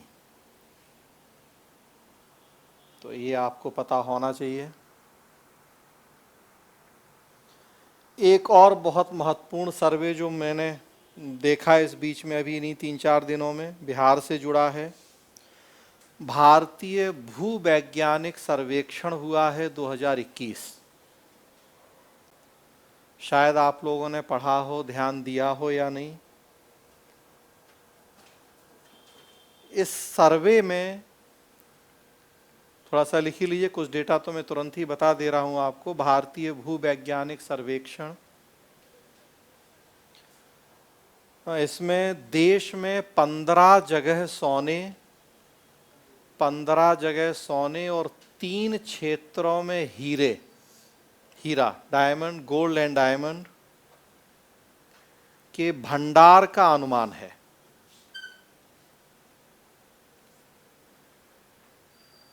15 जगह सोना, गोल्ड और 3 जगह डायमंड, हीरा, इनके भंडार का अनुमान मिला, हमें मिला है सर्वे में। और उसमें सबसे महत्वपूर्ण बात जो हमारे लिए है कि बिहार के जमुई में देश का सबसे बड़ा सोने का भंडार। तो इसलिए ये आपको देखना है इसको। देश का सबसे बड़ा सोने का भंडार बिहार के जमुई में, और कुल 44% बिहार में सोना है उस सर्वे के अकॉर्डिंग, ऑल इंडिया का 44% बिहार में। तो इसलिए बहुत महत्वपूर्ण जानकारी हमारे लिए है। पूरे देश का 44% अकेला बिहार में, उसके बाद 25% राजस्थान में। इसके पहले का जो सर्वे था तो वो राजस्थान वाली ही हमारे पास डेटा था, तो हम राजस्थान को टॉप पे मानते थे। और इस बार के सर्वे में बिहार में 44% और राजस्थान दूसरे नंबर पे है, 25% राजस्थान। तो कुल सोने के भंडार आप देखें तो 70% तो केवल बिहार और राजस्थान में ही हो गया। 44 बिहार, 25 राजस्थान। तो अब इस पे है, हाँ, उसके बाद तो फिर तो मेन चूंकि बिहार हमें जानना चाहिए यहाँ। सो इसको देखिए आप। और एक मुद्दा था फांसी की सजा से जुड़ा हुआ है ना। गवर्नर तो ठीक है, वो तो खैर पुराना हो गया। रिसेंटली जो अभी मुद्दा था, इंदौर या कहाँ की घटना है, ग्वालियर या इंदौर कहीं की घटना है। 8 साल की मासूम बच्ची से उसके मामा ने रेप किया था और फांसी की सजा दी गई थी। सुप्रीम कोर्ट ने उस सजा को, फांसी की सजा को खारिज किया है। और अगेन जो बार बार कहा जाता है वही कहा है कि rarest of the rare case में ही फांसी होना चाहिए। हाँ, तो हर दुष्कर्मी को फांसी दे दें ये ठीक नहीं है। तो फांसी की सजा इसलिए पहली तो यही कि हो नहीं हो, मृत्युदंड, फांसी होना चाहिए नहीं होना चाहिए।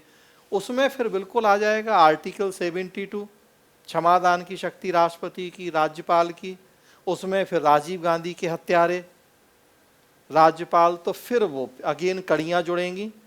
सो वो फांसी की सजा वो थोड़ा सा इधर है चर्चा में, मतलब तो अगर जाने तो अच्छी बात है।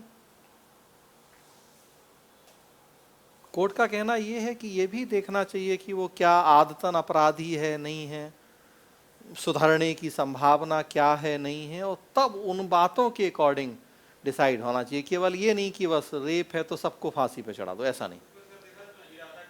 हाँ, वही चीज, हाँ। तो ये सारी चीजें, तो इसलिए तो वो थोड़ा सा एक आपसे पूछा जा सकता है, फांसी हो नहीं हो, दुष्कर्मी को फांसी दे दिया जाए, आपको क्या लगता है? इतने रेप बढ़ रहे हैं हमारे देश में, तो आपकी राय क्या है? कि तो फिर इसलिए आपको ध्यान रखना चाहिए कि सुप्रीम कोर्ट की व्यवस्था जो आई है इसके अकॉर्डिंग जवाब देना है आपको अपना। ठीक है, तो ये बात ध्यान रखें। आज़ादी का अमृत महोत्सव मनाया जा रहा है 75 साल, सो वो थोड़ा सा आपको जानना चाहिए, बड़ा महत्वपूर्ण मुद्दा है जो किसी से भी पूछा जा सकता है। क्या पर्पज है, क्यों मनाया जा रहा, क्या बातें शामिल हैं।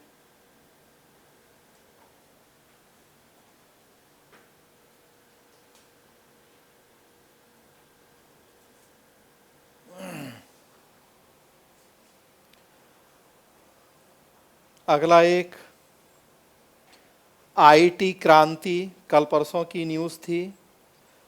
मध्य प्रदेश की स्टार्टअप नीति आई है और स्टार्टअप पोर्टल लॉन्च किया है प्रधानमंत्री ने वर्चुअली।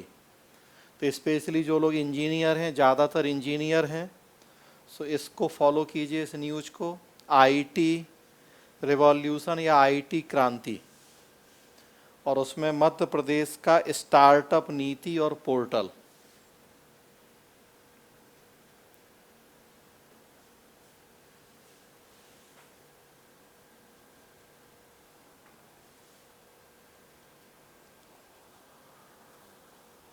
एक 104वां संविधान संशोधन क्या है?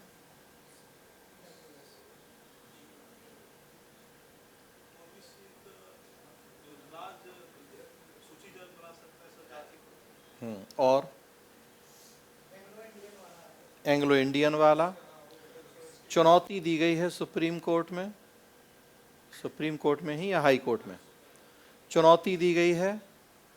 एंग्लो इंडियंस की जो एक संस्था है उनकी, उन्होंने चुनौती दी है इस संशोधन को, जो 104वें संविधान संशोधन के द्वारा 2 एंग्लो इंडियन लोकसभा में भेजे जाते थे, एक विधानसभा में, तो उस प्रावधान को असंवैधानिक घोषित किया जाए, इसके लिए चुनौती दी गई है।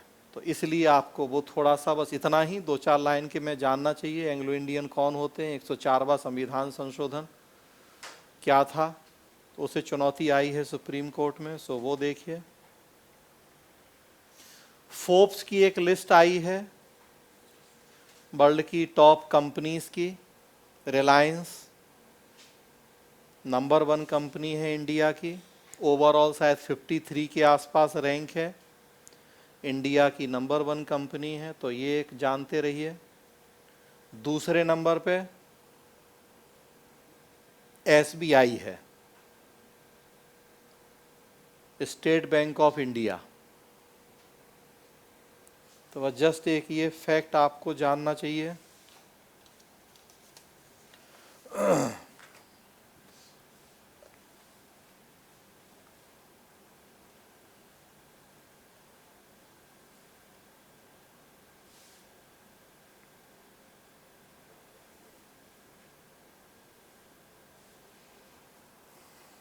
एक राष्ट्रपति चुनाव थोड़ा देखना है आप लोगों को, ये सबके लिए रहेगा पूरे 22 जून तक।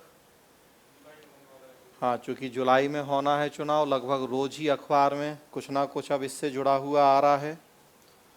सो राष्ट्रपति चुनाव की प्रक्रिया, तो वो थोड़ा सा आप लोगों को विशेष रूप से देखना है। राज्यसभा चुनाव देखना है।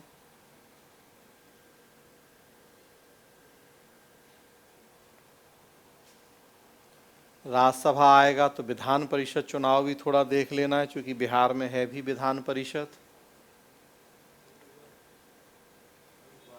वो अभी हुआ भी है वही। तो थोड़ा विधान परिषद इलेक्शन की प्रोसेस, द्वितीय सदन की भूमिका भी थोड़ा देख लेना है। द्वितीय सदन की भूमिका,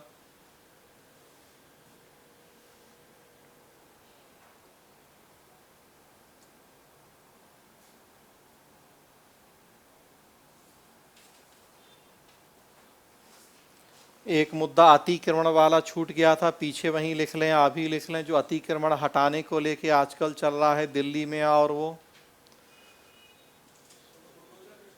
अच्छा हाँ, मतलब उसी में वहीं लिख लीजिए, वो अतिक्रमण वो लिखवा शायद वो लिख लिया या नहीं, मतलब उसको तो उसी बुलडोजर वाले में ही वो अतिक्रमण। हाँ,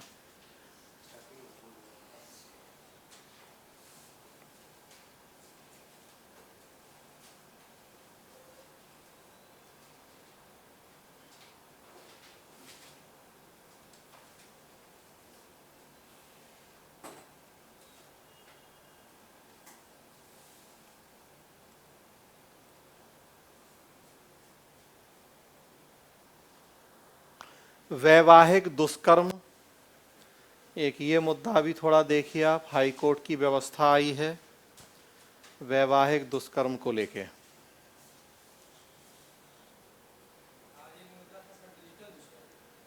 हाँ, आस्था न्यूज़पेपर में डिजिटल दुष्कर्म। खैर चलिए, अच्छी बात है, जानने में कोई बुराई नहीं है। लिख लीजिए डिजिटल दुष्कर्म आस्था न्यूज़पेपर में। बिल्कुल, वैवाहिक दुष्कर्म बड़ा महत्वपूर्ण मुद्दा है। वो है एक विवाद का मुद्दा कि पति पत्नी लिव इन में रह रहे हैं और फिर संबंध होते हैं, तो वो क्या, तो उस पर दोनों न्यायाधीशों की अलग अलग राय थी। 2 न्यायाधीशों की पीठ थी जिसके सामने ये मैटर था। तो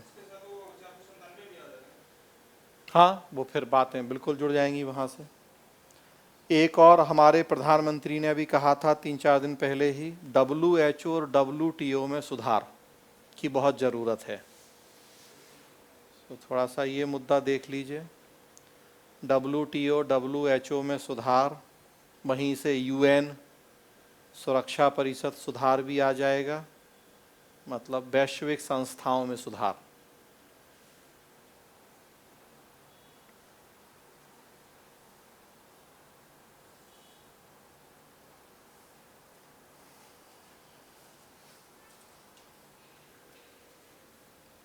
इतने मुद्दे, और मेरे दिमाग में अब जो जितना मेरा दिमाग अभी काम कर पाया, जितने मुद्दे इधर अखबार में थे और जो मेरे दिमाग में आ रहे थे, और कुछ चीज़ें होंगी अभी और भी। हाँ, यूनिवर्सल, अच्छा अच्छा, ये मैं नहीं, इस मुद्दे को मैंने नहीं देखा। लिख लीजिए, मैंने ध्यान नहीं दिया इस मुद्दे पे। देख लीजिए उस मुद्दे को, यूनिवर्सल बेसिक इनकम। हाँ, मैंने नहीं देखा इस मुद्दे को।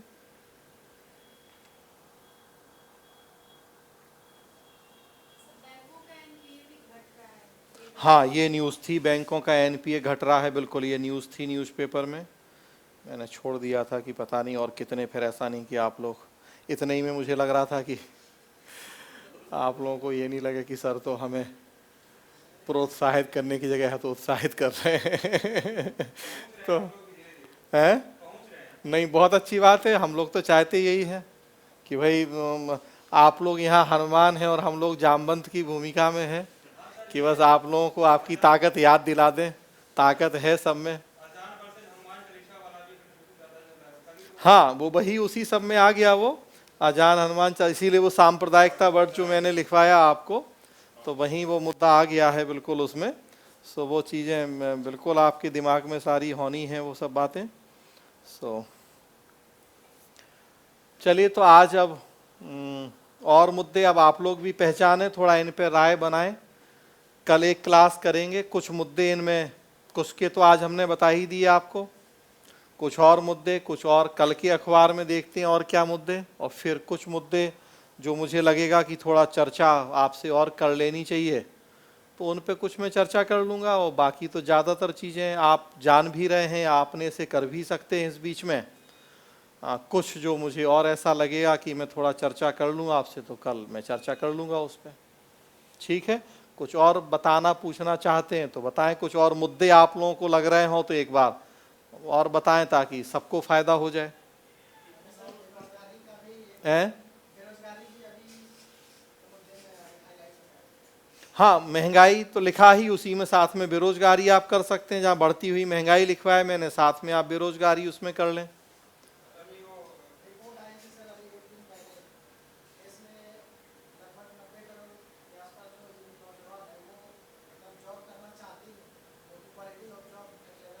हाँ हाँ, हाँ, मैं और उसी तरह की रिपोर्ट देख रहा था कि कितने 80 लाख या कितने रोजगार पैदा भी हुए हैं इस बीच में अभी, ऐसी भी कोई एक रिपोर्ट देख रहा था मैं। हैं? हाँ, वही अप्रैल माह में कुछ उसने 80 लाख के आसपास रोजगार पैदा, ऐसी रिपोर्ट भी एक था। तो बेरोजगारी, वही महंगाई के साथ बेरोजगारी कर सकते हैं। और कोई मुद्दा? हाँ, एथेनॉल उत्पादन नीति, वो जो मैंने बताया वहीं बिहार की औद्योगिक नीति, औद्योगिक क्रांति, उसी में आ जाएगा वो मुद्दा। तो आप उसको अलग से उसमें, हाँ टेक्सटाइल उसी में है, औद्योगिक नीति में, मैंने कहा उनका इंटरव्यू पढ़ेंगे आप शहनवाज हुसैन का, उसमें है सारी बातें, टेक्सटाइल, इथेनॉल, ये सब है उसमें औद्योगिक क्रांति में। हाँ हाँ, क्या कह रहे हैं?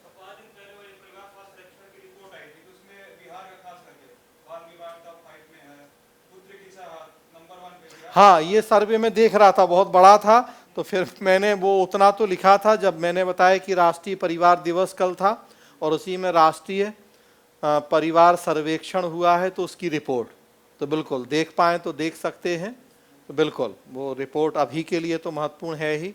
बिहार से जुड़ी चीज़ें देख लीजिए, बिल्कुल उतना कर लीजिए उसमें कि राष्ट्रीय स्वास्थ्य सर्वेक्षण की रिपोर्ट में जो बिहार से जुड़ी कुछ बातें हैं वो देख लीजिए, बिल्कुल।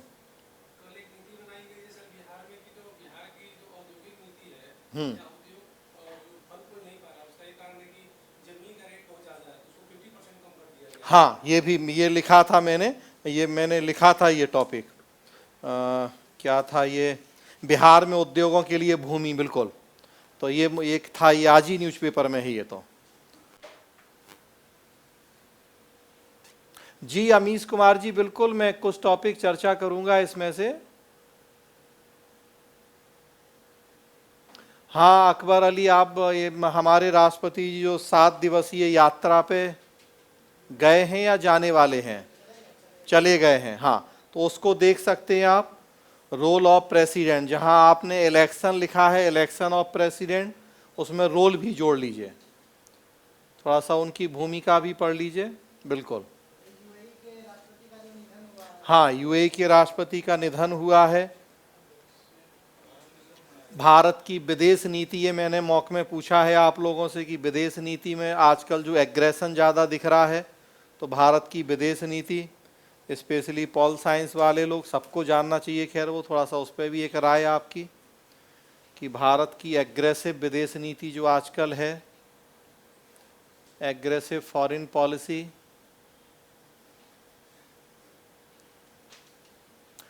कमलदीप पूछ रहे हैं कितने मंथ तक का करेंट अफेयर्स, ऐसा कुछ नहीं है कितने मंथ तक का, कम से कम अभी 15-20 दिन का, मतलब जब आपका इंटरव्यू है अब से लग जाइए, पिछले 2-4 दिन 10 दिन जितना पढ़ सकते हैं देख लीजिए, अच्छी बात है। ये 4 दिन के तो मैंने टॉपिक बताई दिए आपको, जितने मुझे टॉपिक लगे, कुछ 2-4 छोड़े कि इस डर में कि बहुत ज़्यादा नहीं हो जाए, अदरवाइज लगभग टॉपिक तो इन 4-5 दिन के मैंने बता ही दिए आपको। कई टॉपिक पीछे के भी बता दिए मैंने आपको, जो इनसे जुड़े हुए मेरे दिमाग में आ रहे थे तो मैंने बता दिए, तो इतने कर लें। और अब कम से कम जब आपका इंटरव्यू है तब तक की चीज़ें देख लें, पीछे का देख पाए तो बहुत अच्छी बात, ज्ञान कभी व्यर्थ थोड़ी जाएगा, वो तो काम आएगा ही आपको, तब ये आपके हाथ में है। हाँ तो सही बात है, बिल्कुल सही बात है, बिल्कुल सही बात है। हाँ, उस दिन का अखबार पढ़ के जाना ही है आपको, जिस दिन का आप इंटरव्यू देने जाएंगे, रोज हर बार बार बार बताया जाता है आप लोगों को कि बहुत अच्छे से जाना है, और मैं तो कह रहा हूँ रोज का आप पढ़ना ही है आपको।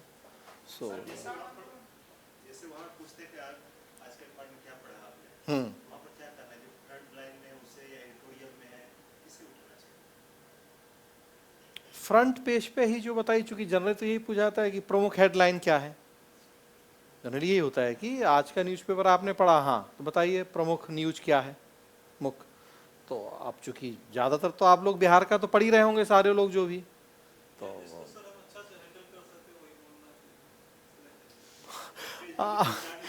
हाँ बिल्कुल ऐसा कर सकते हैं, बिल्कुल स्मार्टनेस है, समझदारी, इसमें कोई बुराई नहीं है कि जिसको अच्छे से हैंडल कर सकते हैं वही उसको प्रायोरिटी पे रखें। लेकिन अब अच्छे से हैंडल करने के साथ साथ ये भी तो हो कि उस न्यूज का उतना महत्व भी है कि नहीं है उस दिन, तो दोनों चीजें हों उसमें, कि महत्वपूर्ण भी हो और आप अच्छे से हैंडल भी कर पाए। पता पड़ा कि अच्छे से हैंडल तो कर सकते थे लेकिन उसका महत्व उतना नहीं था, तो फिर वो कहेंगे कि अरे इस पे ध्यान गया उस पे ध्यान नहीं गया तो और उल्टा उसमें फिर वो हो जाएगा कि चौबे जी छब्बे बनने गए थे और दुबे बन के लौटे, तो इसलिए ये ध्यान रखना।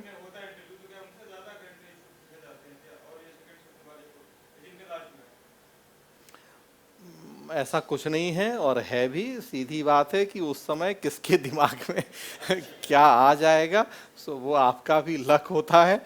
बस अपनी तरफ से हम लोगों को पूरी तैयारी के साथ जाना है, बाकी जो हम लोगों के हाथ में नहीं है तो भगवान के ऊपर छोड़ देना है, बस ये है। हाँ, स्वाभाविक सी बात है, सुबह सुबह वो भी अखबार पढ़ के आए ताज़ा ताज़ा, तो थोड़ा सा वो चीज़ हो सकता है, ऐसा है, लेकिन बाकी ऐसा कोई इसका फिक्स कोई ऐसा पैटर्न नहीं होता है। ठीक है, और कुछ? हाँ, सर, देश में जो ये अभी सांप्रदायिकता किसी न किसी मायने में मतलब एक पर्टिकुलरली मुसलमानों के खिलाफ जा रही है सर, इस पे बहुत स्पष्ट विचार नहीं बोल पा रही हूँ, तो कुछ आप थोड़ा सा हाँ ठीक है, कल इस पे बात करेंगे, उस पे बात करें थोड़ा। कल कोशिश वही होगी कि जो इस तरह के डिबेट वाले इशू हैं उन्हीं पे थोड़ा चर्चा करेंगे, बाकी कंट्रोवर्शियल पे। बाकी तो जो फैक्चुअल सिंगल लाइनर चीज़ें हैं वो तो हमारी ज़रूरत है नहीं, वो तो आप कर ही लेंगे। तो हाँ बिल्कुल, हाँ तो हाँ बिल्कुल, जी जी जी जी, हाँ तो बिल्कुल कल उसी तरह के कुछ इशूज़ पे बात कर लेंगे कि उसमें क्या ठीक रहेगा बोलना। जी, मेरा पब्लिक एडमिनिस्ट्रेशन है तो सर उसके लिए कल पब्लिक एड की भी क्लास है, अभी ग्रुप पे लिख देता हूँ, कल 1:15 से गूगल मीट से क्लास करेंगे, वो मतलब ऑनलाइन ही रहेगी, तो गूगल मीट से होगी क्लास वो। तो लिंक ग्रुप पे भेज देंगे, 10 बजे तक लिंक डाल देंगे ग्रुप पे, तो गूगल मीट से जुड़ जाएंगे। तो पब्लिक एडमिशन जिनका, हाँ चलिए, जो लोग अभी जितने लोग जुड़े हैं, पब्लिक एडमिशन ऑप्शनल जिनका है, तो कल उनके लिए पब्लिक एडमिशन की एक क्लास है। तो पब्लिक एडमिशन के जो क्वेश्चन की लिस्ट मैंने भेजी थी, कुछ उसमें बता देंगे आपको, चर्चा कर लेंगे कि कैसे जवाब देना है, क्या जवाब देना है। तो कल 1:15 से 1:15 कल मेरा ऑप्शनल होता है, उसी में कर देंगे, ऑप्शनल वाली क्लास वालों को भी उसी में। तो 1:15 से कल क्लास करेंगे, ऑनलाइन गूगल मीट से क्लास होगी। लिंक आपके ग्रुप पे, जो इंटरव्यू वाला ग्रुप है, उस पर डाल देंगे। और बाकी लोग भी करना चाहें तो कर सकते हैं, क्योंकि वो ज़्यादातर टॉपिक तो सबके लिए हैं वो। तो बाकी लोग भी जुड़ना चाहें तो मैं यहाँ रमेश वो बाकी ग्रुप पे भी डाल देना। 1:15 से पबेड वाली क्लास है, लेकिन वो ज़्यादातर तो इशू ऐसे हैं जो बाकी लोगों के लिए भी जानने ही चाहिए, गुड गवर्नेंस या उस तरह के इशू। तो हम्म हम्म हाँ, तो ग्रेजुएशन में पबेड है, पूछा सकता है वो। खैर बहुत सारे तो जनरल टॉपिक हैं, वो तो सबसे पूछे जाने, गुड गवर्नेंस या राइट टू सर्विस, कुछ तो मैंने चर्चा की भी थी आपसे पिछली क्लास जो ली थी। तो अगर बाकी लोग भी चाहेंगे, जो जुड़ना चाहेंगे तो जुड़ जाएंगे। वो तो जानना है, इसीलिए बेसिक वो तो चीज़ें जाननी ही है आपको। तो कल वो क्लास भी है, तो कल दो क्लास रहेंगी। ये करंट अफेयर्स इस समय वो तो इसी तरह से लेंगे, और कल पवेड वाला भी करेंगे, ठीक है।